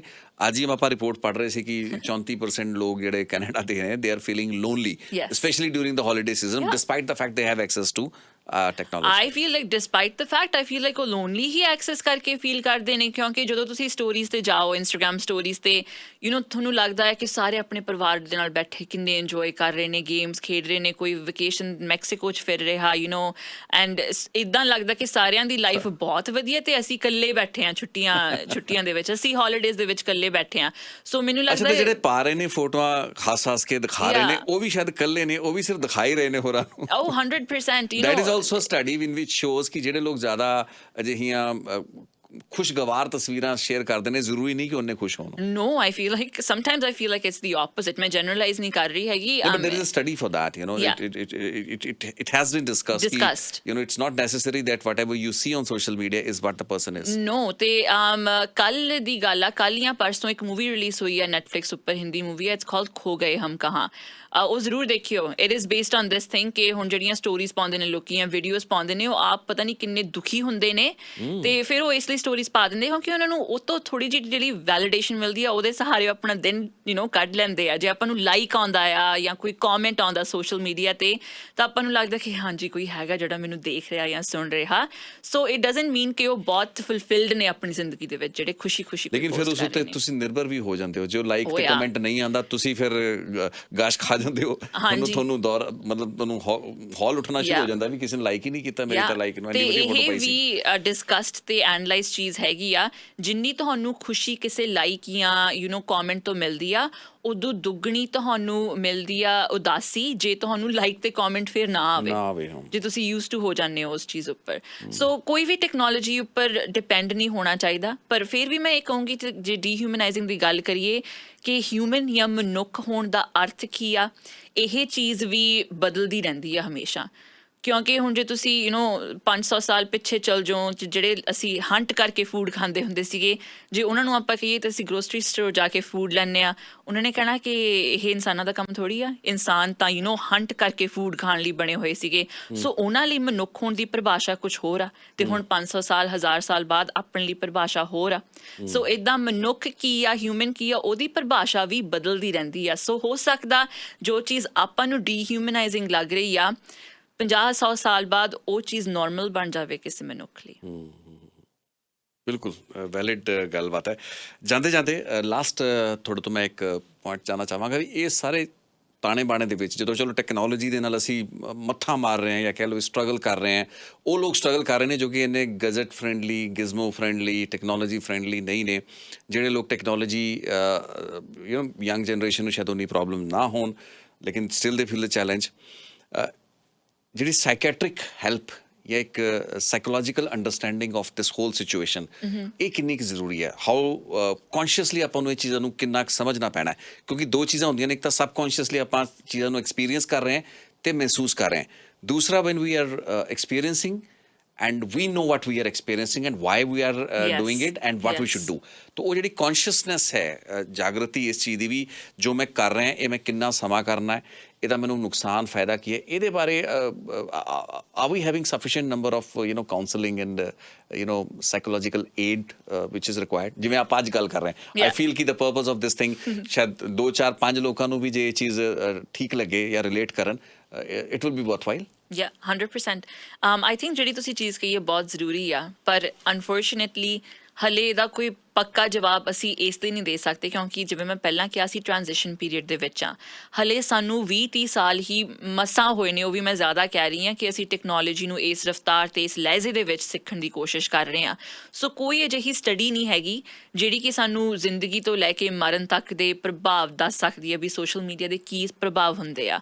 ਬਿਕਾਜ਼ ਕੋਈ ਵੀ ਹਲੇ ਇੱਦਾਂ ਇੰਨੀ ਜ਼ਿਆਦਾ ਅਸੀਂ ਜਿਉਂ ਹੀ ਨਹੀਂ ਗਈ ਜ਼ਿੰਦਗੀ, ਮਨੁੱਖਤਾ ਇੰਨੀ ਜ਼ਿਆਦਾ ਨਹੀਂ ਹਲੇ ਇਸ ਚੀਜ਼ ਨੂੰ ਅਪਣਾ ਪਾਈ। ਸੋ ਇਸ ਲਈ ਕਾਉਂਸਲਿੰਗ ਕਹਿ ਲਓ ਜਾਂ ਈਵਨ ਜੇ ਕੋਈ ਅਡਿਕਟਿਵ ਡਿਜ਼ੀਜ਼ਸ ਟੈਕਨੋਲੋਜੀ ਦੇ ਨਾਲ ਐਡਿਕਸ਼ਨ ਵੀ ਹੋ ਜਾਂਦੀ ਆ। ਜਿਵੇਂ ਬੱਚਿਆਂ ਦੇ ਤਾਂ ਸ਼ੁਰੂ ਹੋ ਗਏ ਨਾ, ਕਲੀਨਿਕ ਸ਼ੁਰੂ ਹੋ ਗਏ ਨੇ, ਜਿਹੜੇ ਛੋਟੇ ਬੱਚੇ ਨੇ, the ones who are addicted to the gadgets, mobile phone ਨਾਲ ਇੰਨੇ ਪਾਗਲ ਹੋ ਗਏ ਕਿ ਉਹਨਾਂ ਨੂੰ ਛੁਡਾਉਣਾ ਪੈ ਰਿਹਾ ਹੈ। ਸੋ ਉਹ ਤੁਸੀਂ ਯੂਰ ਰਾਈਟ, ਉਹ ਐਗਜ਼ਿਸਟ ਕਰਦੇ ਆ ਪਰ ਉਹ ਬਹੁਤ ਜ਼ਿਆਦਾ ਹਲੇ अर्ਲੀ ਸਟੇਜਸ ਦੇ ਵਿੱਚ ਆ। ਹੁਣ ਜਿਵੇਂ ਨੋਰਮਲ ਥੈਰੇਪੀ ਆ, ਅਸੀਂ ਉਹ ਮਾਸਟਰ ਕਰ ਚੁੱਕੇ ਹਾਂ ਕਿਸੇ ਹੱਦ ਤੱਕ, counseling and therapy, ਪਰ ਟੈਕਨੋਲੋਜੀ ਰਿਲੇਟਡ ਥੈਰੇਪੀ, ਕਾਉਂਸਲਿੰਗ, ਸਾਈਕੋਥੈਰੇਪੀ ਬਹੁਤ ਨਵੀਂ ਆ ਹਲੇ। ਤੇ ਕੰਪਨੀਜ਼ ਦੇ ਵਿੱਚ ਇਹ ਵੀ ਇੱਕ 2024 ਦਾ ਟ੍ਰੈਂਡ ਆ ਕਿ ਕੰਪਨੀਜ਼ ਦੇ ਵਿੱਚ ਹੁਣ ਇਹ ਚੀਜ਼ ਇੰਟਰੋਡਿਊਸ ਹੋਣੀ ਸ਼ੁਰੂ ਹੋ ਰਹੀ ਆ। ਤੁਸੀਂ ਚਲੋ ਟੈਕਨੋਲੋਜੀ ਦਾ ਛੱਡੋ, ਈਵਨ ਰੈਗੂਲਰ ਕਾਉਂਸਲਿੰਗ ਨੂੰ ਰੈਗੂਲਰ ਮੈਡੀਕਲ ਕੇਅਰ ਸਿਸਟਮ ਦੇ ਅਧੀਨ ਨਹੀਂ ਕਵਰ ਕੀਤਾ ਜਾਂਦਾ। ਸੋ ਹਲੇ ਬਹੁਤ ਜ਼ਿਆਦਾ ਲੰਬਾ ਰਸਤਾ ਪਿਆ ਜੇ ਕਾਉਂਸਲਿੰਗ ਅਤੇ ਸਾਈਕੋਥੈਰੇਪੀ ਦੀ ਗੱਲ ਕਰੀਏ। ਪਰ ਅਸੀਂ ਫਿਰ ਵੀ ਆਪਣੇ ਔਨ ਆਰ ਓਨ ਜੋ ਆਪਣਾ ਲੈਵਲ ਆ ਉਸ ਦੇ ਉਦਾਹਰਤ ਅਸੀਂ ਆਪਣੇ ਆਪ ਨੂੰ ਕਾਉਂਸਲ ਕਰ ਸਕਦੇ ਹਾਂ। ਕਿਵੇਂ? ਇਹ ਦੇਖ ਕੇ ਕਿ ਅਸੀਂ ਇੱਕ ਦਿਨ ਦੇ ਵਿੱਚ ਕਿੰਨਾ ਕੁ ਯੂਜ਼ ਕਰ ਰਹੇ ਹਾਂ ਸੋਸ਼ਲ ਮੀਡੀਆ ਤੇ ਟੈਕਨੋਲੋਜੀ ਨੂੰ। ਤੇ ਉਹ ਵੀ ਸਮਾਰਟਫੋਨ ਦੱਸਦਾ ਤੁਹਾਨੂੰ how much time you use it। Not only does smartphone tell you, it allows you to make time limits। ਸੋ ਤੁਸੀਂ ਆਪਣੀ ਐਪ ਨੂੰ ਸੈੱਟ ਕਰ ਸਕਦੇ ਹੋ ਕਿ 30 ਮਿੰਟ ਬਾਅਦ ਜਾਂ 1 ਘੰਟੇ ਬਾਅਦ ਇੱਕ ਦਿਨ ਦੇ ਵਿੱਚ ਤੁਸੀਂ ਯੂਜ਼ ਕਰ ਲੈਂਦੇ ਹੋ, ਆਪੇ ਬੰਦ ਹੋ ਜਾਂਦੀ ਹੈ। then you can't open that app। ਸੋ ਤੁਸੀਂ ਇਹ ਵੀ ਕਰ ਸਕਦੇ ਹੋ। on the other end ਮੈਂ ਇਹ ਵੀ ਕਹੂੰਗੀ ਕਿ ਜਿਹੜੇ ਲੋਕ ਕਹਿੰਦੇ ਆ ਕਿ ਪੈਸਿਮਿਸਟਿਕ ਨੇ ਕਿ ਟੈਕਨੋਲੋਜੀ ਮੈਨੂੰ ਨਹੀਂ ਚਾਹੀਦੀ ਜਾਂ ਇਹ ਤਾਂ ਬਹੁਤ ਮਾੜੀ ਚੀਜ਼ ਆ, ਉਹਨਾਂ ਲੋਕਾਂ ਨੂੰ ਚਾਹੀਦਾ ਕਿ ਉਹ ਆਪ ਪਹਿਲਾਂ ਯੂਜ਼ ਕਰਕੇ ਦੇਖਣ। ਬਹੁਤ ਵਾਰੀ ਅਸੀਂ ਉਸ ਚੀਜ਼ ਨੂੰ ਹੀ ਮੰਦਾ ਕਹਿੰਦੇ ਆ ਜਾਂ ਉਸ ਚੀਜ਼ ਤੋਂ ਹੀ ਡਰਦੇ ਹਾਂ ਜਿਹਦੇ ਬਾਰੇ ਸਾਨੂੰ ਪਤਾ ਨਾ ਹੋਵੇ ਜਾਂ ਅਸੀਂ ਨਾ ਆਪ ਯੂਜ਼ ਕੀਤੀ ਹੋਵੇ। ਜੇ ਤੁਸੀਂ ਆਪ ਥੋੜਾ ਯੂਜ਼ ਕਰਨ ਲੱਗ ਜਾਓਗੇ ਕਿਸੇ ਸਪੋਰਟ ਗਰੁੱਪ ਕੋਲ ਜਾ ਕੇ, even I feel like technology ਬਾਰੇ ਸਭ ਤੋਂ ਸਿੰਪਲ ਤਰੀਕਾ ਇਹ ਹੈ ਉਸ ਨੂੰ ਸਿੱਖਣ ਲਈ ਕਿ ਤੁਸੀਂ ਟੈਕਨੋਲੋਜੀ ਦੀ ਹੀ ਵਰਤੋਂ ਕਰੋ। YouTube ਤੇ ਜਾਓ, ਕੁਛ ਵੀ ਟਾਈਪ ਕਰੋਗੇ, ਗੂਗਲ ਥੋੜਾ ਜਿਹਾ ਔਖਾ ਹੋ ਜਾਂਦਾ, ਪਰ YouTube ਉੱਪਰ you can see visually as well. ਉੱਥੇ ਆਪਣੇ ਕੁਐਸਚਨ ਸਰਚ ਕਰੋ ਜਾਂ ਘਰ ਦੇ ਵਿੱਚ ਕੋਈ ਛੋਟਾ ਉਸ ਨੂੰ ਪੁੱਛ ਲਵੋ, ਥੋੜਾ ਆਪਣਾ ਹੱਥ ਖੋਲ੍ਹਣ ਦੀ ਕੋਸ਼ਿਸ਼ ਕਰੋ, ਤਾਂ ਤੁਸੀਂ ਦੇਖੋਗੇ ਕਿ ਇਹਦੇ ਪ੍ਰੋਜ਼ ਵੀ ਨੇ, ਕੌਨਜ਼ ਵੀ ਨੇ, ਪਰ at the end of the day technology ਇੱਕ ਟੂਲ ਆ।